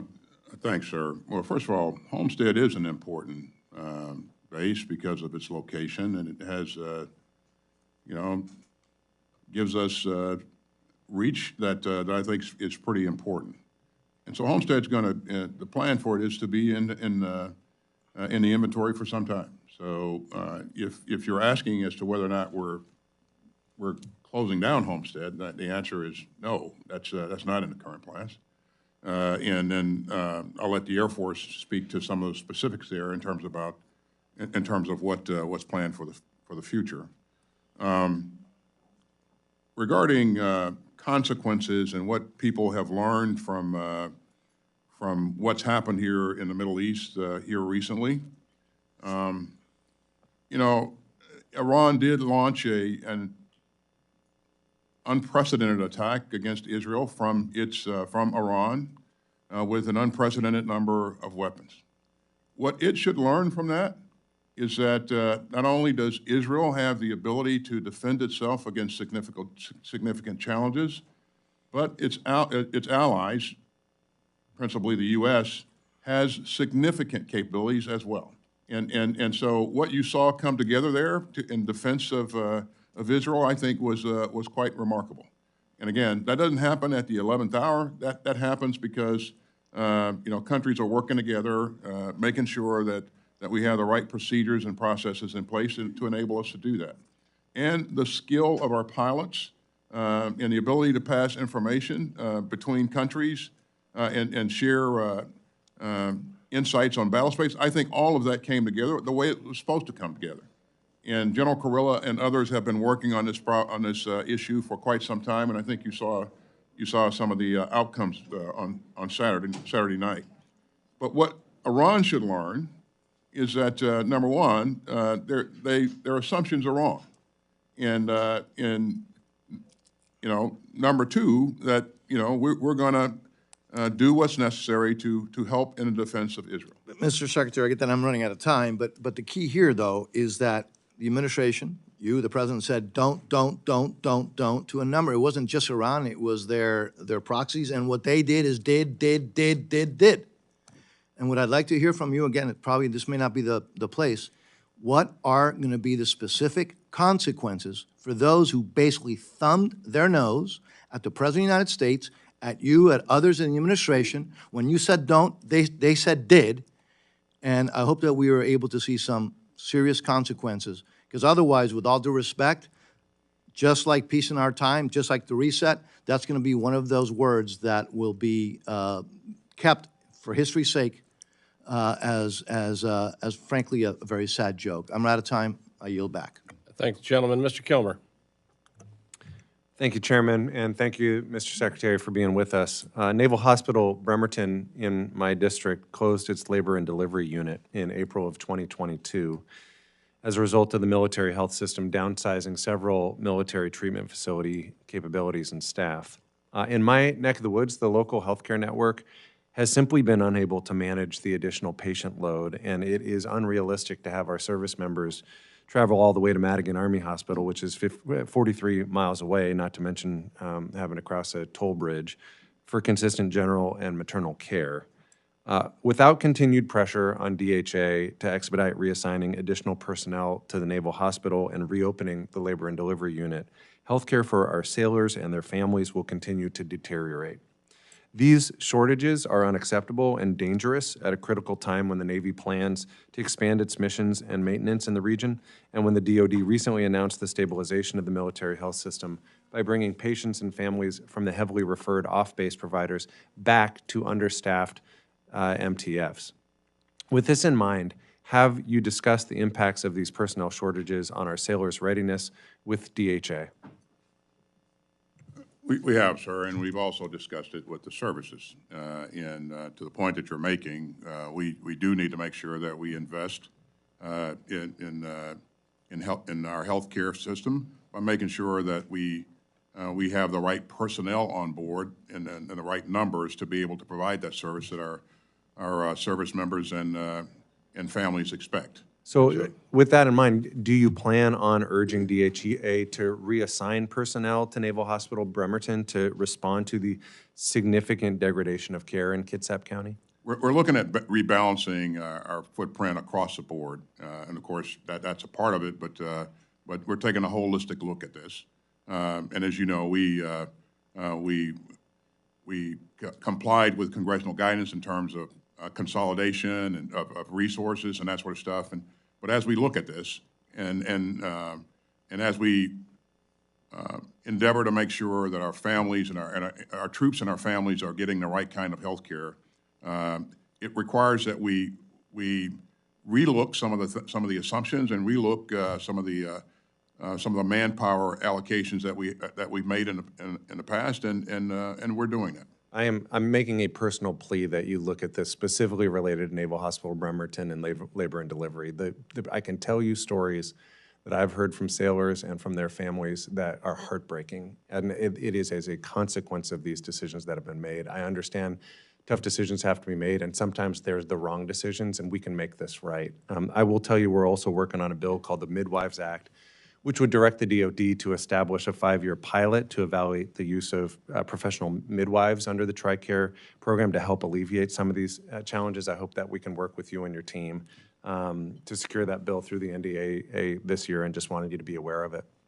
With the time I had left, I wanted to talk to you about our public shipyards, obviously a critical part of maintaining the readiness of our submarines and our carrier fleets. Puget Sound Naval Shipyard is in my district. We've discussed the importance of the Shipyard Infrastructure Optimization Program, which is a multi-year, multi-billion-dollar effort to upgrade our 4 public shipyards. Puget faced significant seismic risk and had to go to work quickly to repair 3 of the highest priority dry docks this past year. My question for you is, how can Congress provide the resources to ensure that the SIOP remains on track while also addressing ongoing seismic mitigations? And additionally, how close is the Navy to a decision point on the construction of the multi-mission dry dock M2D2, understanding how this is going to impact programming and planning for the necessary work? Well, in terms of what Congress can do to help us stay on track, I think we've already talked a great deal about that, and that is getting the on-time appropriations. Even though, as you pointed out, we've invested, we've decided to invest billions of dollars into PSYOP. It doesn't matter unless you get those appropriations on time and you can start the construction and that sort of stuff in a timely fashion. So your help in supporting that, I think, would be much appreciated. In terms of the Navy's decision process, I'll let the Navy speak to where they are specifically and how close they are to a decision, and I'll make sure that Secretary Del Toro and his team get up to brief you on where they are. So. Great. Thank you, Mr. Secretary, and thank you, Chairman. I yield back. Thank the gentleman. Mr. Joyce. Thank you, Mr. Chairman. Gentlemen, thank you for being here today. Secretary Austin, I'd like to follow up a little bit on what my colleague, Mr. Womack, brought up before. And just wondering, what are the current industrial capacity limits for producing key weapons and equipment, including precision-guided munitions? And how quickly could industrial capacity for producing key weapons and that equipment be increased? Clearly, there are limits, and each line of each munition, each weapon system is different. And we have worked with industry for on those critical items, things like Javelin, artillery munitions, artillery pieces, to expand capacity and to increase production rate as rapidly as possible. Because of a number of challenges, this is not instantaneous, and there are some clear lessons learned here. If we want to be able to expand rapidly in the future, we need to think about how we're doing things and whether or not there are certain processes in the overall system that we can compress. Where there are things that we can buy ahead to be able to have on hand so that we can rapidly expand production. Those are the kinds of things that we're working with the industry on. But it will vary by munition, by weapon system. But what you've done in terms of providing us additional procurement authority, multi-year procurement authority, has been very, very helpful in sending the right signal to the industrial base. And again, I think we're going to need support, that support that's baked into the supplemental to be able to continue our work in expanding the industrial base capacity there. But it is critical. This is work that me and my acquisition and sustainment undersecretary are focused on routinely. And we're also working with allies and partners to get them to expand their industrial base as well. Our acquisition and sustainment undersecretary meets routinely with European counterparts to talk over issues of how we can consolidate efforts and expand lines of production and that sort of stuff. And that's having some effect. But again, it's not instantaneous. It's going to take time. Thank you. And certainly as we deplete our resources to help our allies, we want to make sure we have our that readiness available for you at all times. General Brown, what's been taking place over in China? We continue to see them continue to make illegal and illegitimate sovereign claims over maritime areas and autonomous regions. In the South and East China Seas, China is conducting island building campaigns to expand their exclusive economic zones, and they've militarized those islands with new ports, airstrips, bunkers, radars, and jamming stations that are deploying advanced anti-ship and anti-aircraft missiles. How are you working in concert with our allies and partners to counter China's continual steps and to acquire an increasing presence in areas where they have no legitimate or legal claim? Well, the best way for us to do this is challenge those claims, and it's the operations we do throughout the South China Sea, the East China Sea, with many of our allies and partners. A good example of that is how we support the Philippines and resupply the Second Thomas Shoal. It's the air operations and the maritime operations we do throughout the region. I would also highlight to you, having spent time as the Commander of Pacific Air Forces and watched over the past really 6 years the growing strength of our partnerships with many of our allies and partners, and how they are adjusting their visions, their strategies, and their national defense strategies to line to counter what the PRC is doing in the region.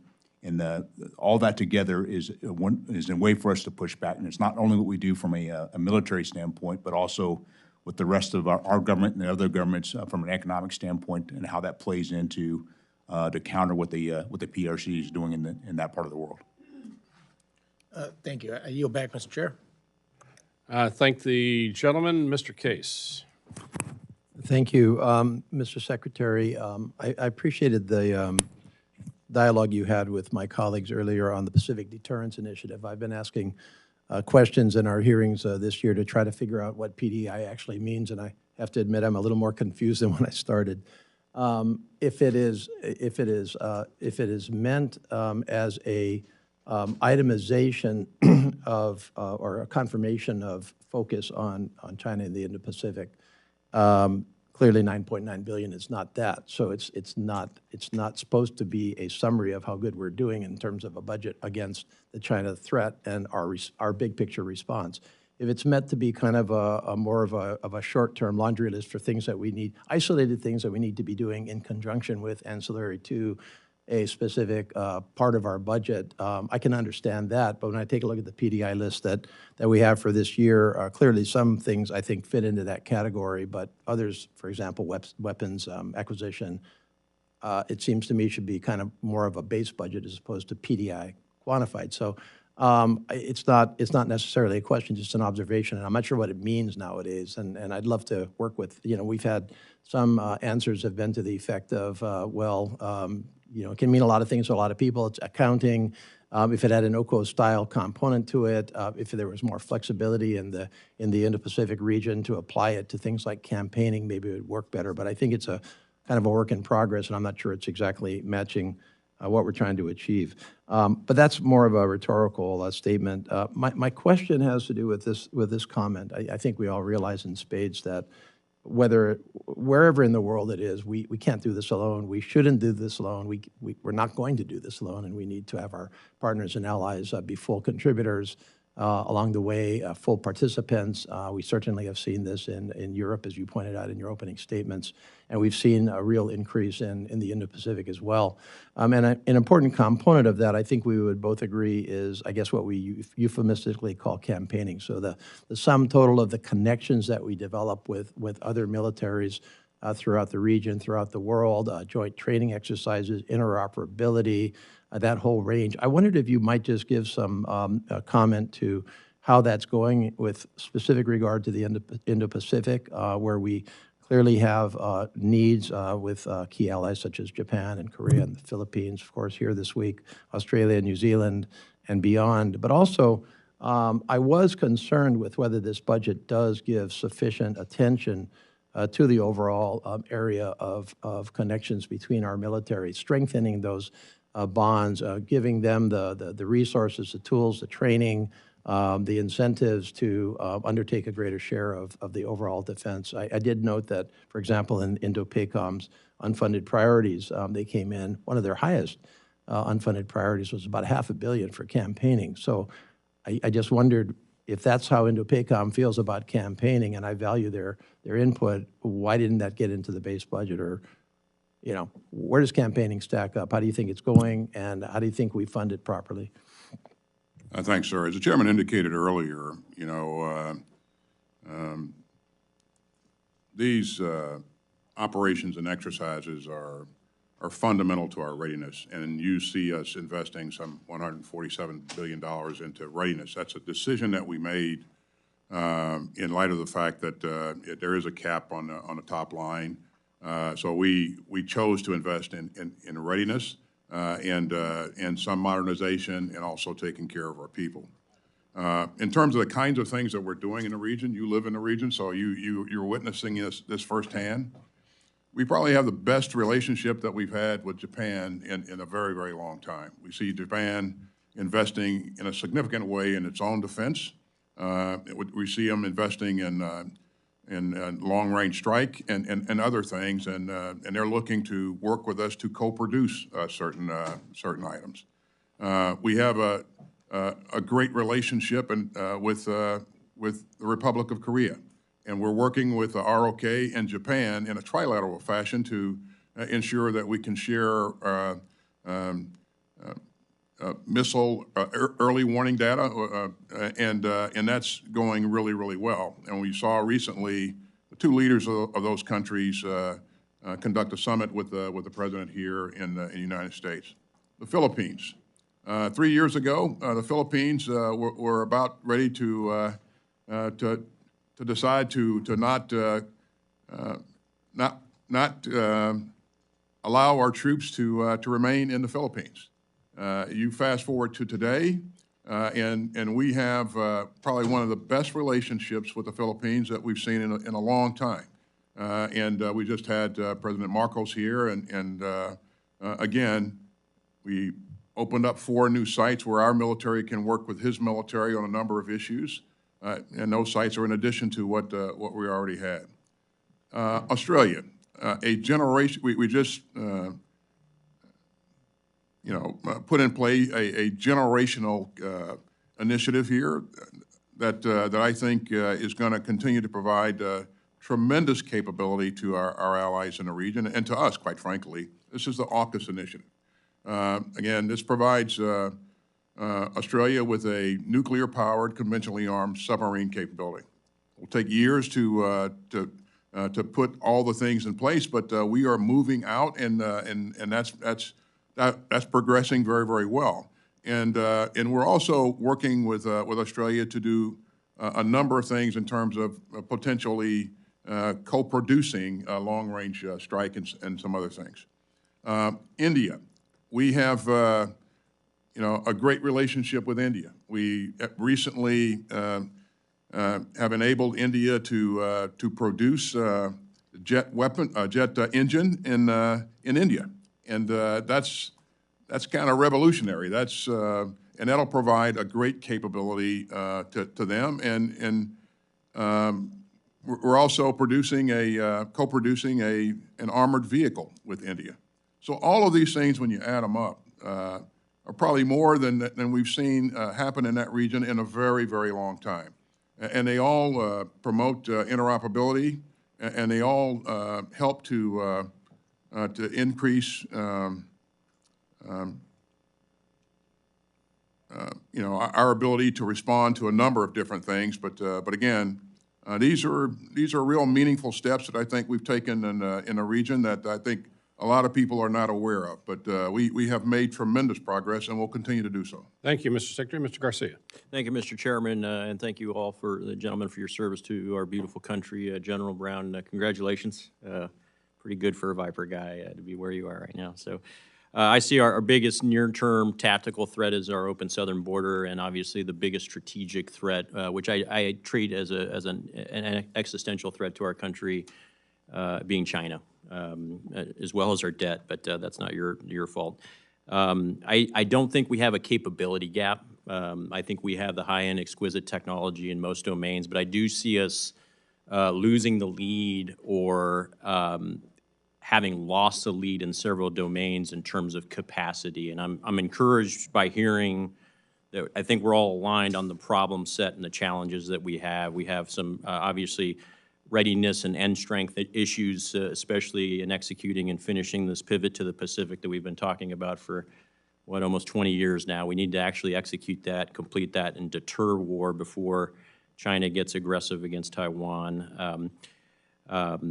And I think the bottom line is that whether the number is $825 billion or $850 billion, we've got to make it behave like $1 trillion relative to what we are trying to accomplish here and get those efficiencies. I think any investments, and you're spot on, the CRs are the most deleterious move that we can do in that regard. But I think beyond the CRs, if we're going to make investments in our industrial base, we also have to make sure that we're streamlining contracting and valuing speed as a measure of merit out of the Pentagon, and I don't think we have that right now. You all know my #1 priority is our troops, especially our junior enlisted E1 through E6. They are the most precious, they're the most potent, and they're the most powerful weapon system that we have. Without them, the B-21 is nothing. The Columbia-class submarine is nothing, and our nuclear triad is futile. So last year, we missed our recruitment numbers, retention numbers, by a net 41,000 personnel recruits across all the services. I was encouraged that the President signed my military licensing, spouse licensing relief act into law. I think that helps. And this committee did God's work last year. We passed out of Hack D a bill that took the starting salary for an E1 from $22,000 to $31,000, which is the equivalent of $15 per hour. Unfortunately, the Senate stripped that out in their version, and the NDAA ended up coming back to us without that pay raise. And so recognizing the challenges that we have, recognizing that our troops are our most precious weapon system, and I want to push on this issue of base pay again, because right now, even with the raise that we got in the NDAA last fiscal year, the one we just signed, the E1 is now starting at $12.80 an hour. In California, we just started a $20 an hour minimum wage. Okay, so for the DoD to be competitive in most states, but especially in states like California and Virginia, it's very difficult to keep up. BAH and BAS aren't keeping pace with the market values. And so I'd like to submit, Mr. Chairman, for the record, a review of the basic pay table in support of the 14th QRMC without objection. Without objection, we're going to stick to our 5 minutes because the Secretary has to leave. So okay, sorry. What I'm asking for, Mr. Secretary, is a commitment to help get our troops above the poverty line, above that $15 minimum wage. The President threatened to veto the Hack D bill because of this pay raise that we put in our Hack D bill. He was citing the QRMC as the reason. He wanted to wait for that. The QRMC has come out and validated the findings and said that our Hack D bill is the right path forward. Can we get a commitment from you that you will help us get our junior enlisted E1 starting salary above $15 per hour in the next year or so? As you would guess, this is a very important issue to me, and so taking care of our people is something that I'm always focused on. I want to thank you and your colleagues for supporting a 5.2% pay raise for our troops. That's the largest pay raise in 20 years. And before that, the year before that, we had a 4.6% pay raise. And in this budget, we're asking you for a 4.5% pay raise. So my goal is to reduce the costs that our troops and families are facing and increase the resources, whether it's child care, whether it's prices in the commissary, a number of things that we've done. And you're right, BAH is a thing that we're focused on to try to make sure that we're coming close to keeping pace and keeping pace, but the market in certain areas is pretty dynamic, and it's no easy task to keep pace. But we remain focused on this. Thank you, Mr. Secretary. If you get us a written response on that, I know you committed to getting us a compensation review to us as soon as possible. We'd love to have it as soon as possible before we can review that in for the FY25 proposal. With that, Ms. Kaplan, recognized for 5 minutes. Thank you, Mr. Chairman. Sorry to be late. We had our own hearing. Secretary Austin, great to see you. Welcome. Your written testimony rightly states the world of chaos and conquest that Putin seeks, one in which autocrats think they can rewrite borders by force, would leave the United States far less secure, unquote. You understand what is fully at stake at this pivotal moment in Ukraine, Central Europe, and indeed the free world. Generations of immigrants from Central Europe sought security on our shores. I am a descendant blessed by the survival of our grandparents' struggle to escape Bolshevik Russia. Yet many Americans appear not to fully know the history of Central Europe and what is at stake today. What are you and the Department of Defense doing to better communicate to the American people the gravity of the current real threat to the free world represented by an armed Russia, the third largest military in the world? And then secondly, do you have any concerns that the defense medicine in your department could be compromised by the complete growing dependence of our country on imports of pharmaceutical ingredients from foreign countries, some of which are adversaries? Thank you. So in terms of what we're doing to communicate on this issue, we seize every opportunity to point out how important this is to us in terms of our national security, how important this is to us for our defense industrial base, and the fact that Ukraine matters not just to Europe but to the entire world. And this is about the rules-based international order. And again, as I've you've heard me say a couple times this morning, the rest of the world is watching. And they're watching to see whether or not the United States of America is going to be a dependable partner or not. And if it's not, then that's going to change their behavior. If it's one of our adversaries, they will feel emboldened. If it's one of our allies or partners, they will then question whether or not they can depend on us when times are tough. And so this is really important to us. But it's, I think that Ukraine has done a commendable job in terms of, protecting its sovereign territory, taking back some of the territory that the Russians have taken, and holding their own. And they've done that because of the security assistance that we and 50 other countries have provided to them. They haven't asked us to fight for them. They just asked for help in terms of security assistance. And so I think the right thing to do is continue to do that. On defense medicine and the pharmaceuticals being used in theater by our own soldiers and the purchase by the Department of Defense of pharmaceuticals, what are you doing to assure their purity? Well, the health of our troops, again, is important to us. And if there is a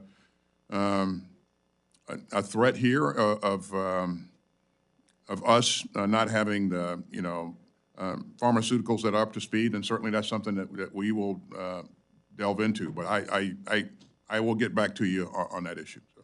Thank you very much, and thank you for your service. Thank you, General Lee. Mr. Elzey. Thank you, Mr. Chairman. Thank you, gentlemen, for being here. He left, but I want to point out that Steve Womack and I don't like each other very much on one day, and that's Army-Navy Day. But we're very good friends other than that. I would argue with General Brown that my Super Hornet will kick your tail in a fighting Falcon. I know you like to call it a Viper. But for most of the days, and it is as it is today, we should all be united. Mr. Secretary, you and I on social issues probably don't agree on a single thing. But today is April 17, 1940 in my mind, and I'm on your side because the winds of war are already blowing overseas in a way they haven't in 80 years. We have 4 dictatorships, all of which are involved in genocide. Iran, genocide of the Jews. Russia, genocide of the Ukrainians. China, genocide of the Uyghurs. And North Korea wants to redefine their relationship with the South through armed combat. I wish it was April 17, 1946 when we could talk about cuts, but we can't. Furthermore, I would argue that we're already at war on our southern border against the cartels because they're killing wartime numbers of Americans, 200 a day from fentanyl poisonings, which in my mind is a weapon of mass destruction on a chemical basis aided by China, controlled by the cartels. In addition, we're losing that many number of people that you're trying to recruit that need to be going to the police force, to the reserves, to teaching, to having families in this country. You're in a struggle against a group that is being killed at wartime numbers, not seen since World War II. We should be on a wartime footing in this country right now. So the border is an issue. But those 4 regimes that I just talked about make it look like it's April 17, 1940. And we've been fortunate enough to see a constellation of stars on shoulders this week. And what they've all told us from the EUCOM commander, he says he needs EW and AEW. They're not building any 18 Growlers anymore. We need more of them. The Israelis need tankers. I talked about that in June when we went there before October and talked about that with the Prime Minister. Indo-PACOM and the Marines need contested logistics capabilities with C-130Js and their landing ship medium. In Ukraine, most of the money that we're going to spend goes to weapons for us. We won World War II with Liberty ships. And this LSM that the Marine Corps needs 35 of and identified that in 2022 would have cost $100 million apiece. But requirements got in the way. And here we are 2 years later, we still don't have them. They've got ballooned up to $350 million because the requirements office. And we won't get them until 2027, and that's assuming we pass these spending bills. If we go on a CR, now we're in 2028 when we've identified that Xi Jinping wants to act before 2027. So in the supply, man, and equip realm, I would say that our acquisitions process is broken. We need to be on wartime footing. We need to bypass some of the requirements that we have. Otherwise, we would have had a presidential helo by now. We would have had an LSM by now. F-35 wouldn't have been so costly, and our newest version of the aircraft carriers wouldn't be 3 years behind and billions of dollars over budget. Because I'm a little worried about what we have right now. We're not ready for the war that looks to be looming, and I'm interested in preventing that. So I would like to hear from you, General Brown, how you feel about the EW need, because they're not making any more Growlers, but the line is about to close on the Super Hornet. If we lose an aircraft carrier and we don't have any Growler capability, all that EW need goes away. We're losing our E3 capabilities. So how do you feel about the EW, AEW need right now? Well, let me start out with what you just laid out as far as the sense of urgency that's required and understanding where the threat is. And EW is an area that we've watched that threat increase, and we haven't had to deal with it for the past couple of decades, and we need to up our game in this area. Doesn't necessarily have to be a Growler, but I do think we do need to approach this with seriousness on our focus on EW, on tankers, on munitions, the range of capability and capacity that we need in order to be able to address all the challenges you highlighted. Thank you for that answer. And as far as the LSM goes, we need a high priority for that because that's specifically needed for the Marine Corps. The Requirements Office needs to drop its opposition and the raising of costs because we don't have the money to deal with that. We won on Liberty ships that didn't have requirements, didn't have shock trials. We need to move forward. In the time I have remaining, if Article 5 happens and we lose Ukraine and they step 1 foot in Poland, the FRA is out the door. The investments we're making in Ukraine are small. For the return on investment that we're getting for the Ukrainians to fight on our behalf is a small amount of money. And they're doing it for us. The last thing I want is for Americans to die on a hill in Poland when the Ukrainians are willing to do it for themselves with our help. I yield back. I thank the gentleman. Mr. Fleischman. Mr. Chairman, I want to thank you again for your kind words welcoming me to this subcommittee. Want to also thank Secretary Austin, General Brown, and Mr. McCord for their testimony today. As the chairman alluded to, I chair the Energy and Water Subcommittee of Appropriations. Ms. Capter and I, she's my ranking member, we just had the Army Corps before us, but we fund the Department of Energy, and as part of that funding of the Department of Energy, the NNSA, the National Nuclear Security Administration, we are responsible for funding our nation's nuclear arsenal for the ultimate customer, the Department of Defense.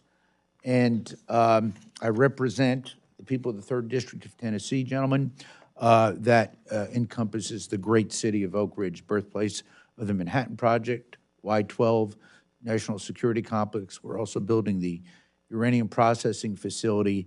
So I'm working very, very heavily in the nuclear sector. In that regard, I'm going to address my one question today dealing with our nation's nuclear deterrent. Right now, the NNSA defense programs are intertwined with the Defense Department's programs, replacing all legs of the triad, and we're thankful for that. It will come as no surprise that I have concerns, given we see that Russia has essentially fully recapitalized its nuclear forces, China rapidly expanding its numbers and fielding a triad of its own, and the looming prospect, sadly, of a nuclear Iran. We also face the termination of New START in less than 2 years. We're entering uncharted territory dealing with potentially 2 peer nuclear adversaries as we're in the middle of recapitalizing our entire deterrent. My question, gentlemen, is, given this troubling strategic threat picture, I'm interested in hearing your outlook on the current pace of recapitalization of our nuclear deterrent. Are there any ways we in Congress can better support the Department's efforts to meet this increasingly tight deadlines? And with that, I will wait your response. Well, let me begin by thanking you for what you've done to date. As you know, over the course of this administration, we've requested to invest some $149 billion in the modernization of our nuclear program. It is the bedrock of our defense, our nuclear triad here. And I personally believe that all three legs are important, and I think that we should continue to invest in the modernization of all three legs. Now, because of the fact that we're now faced with two major nuclear countries or potential adversaries, conditions have changed, and whether or not we're going to need to do more in the future is something that we're going to have to consider. But I think following through with our current modernization program is the right thing to do. And again, I support you for what you're doing to support. I thank you for what you're doing to support us. And again, I think we should maintain course and speed here. So. Thank you, Mr. Secretary. And I will say, we work bipartisan. We have the Nuclear Security Working Group. We work with the NNSA. We want to link up and work very closely with the Department of Defense so that we can have them make sure that our ultimate customer, you all, are pleased with what's going on. We will continue to fund that, I think, in a bipartisan and bicameral way. I will close by saying this again. Thank you to each, every one of you all for your tremendous service to our country. I did mention I represent Oak Ridge. I'm very proud of that great city. But my home city, which I'm not native to actually, is Chattanooga, Tennessee. I would let everyone here know that we are going to be having our 75th uninterrupted Armed Forces Day Parade. Mr. Secretary, I know we have reached out to you. I will ask you to maybe contact me offline in that regard. Uninterrupted, I would maintain that Chattanooga is probably the most patriotic city in America. Our veterans are near and dear to us, as are great men and women who are serving our armed forces today. And with that, I will yield back. I thank the gentleman and thank the gentlelady from Minnesota for her interest in this and doing the great job that she does. And I want to thank all three of you for your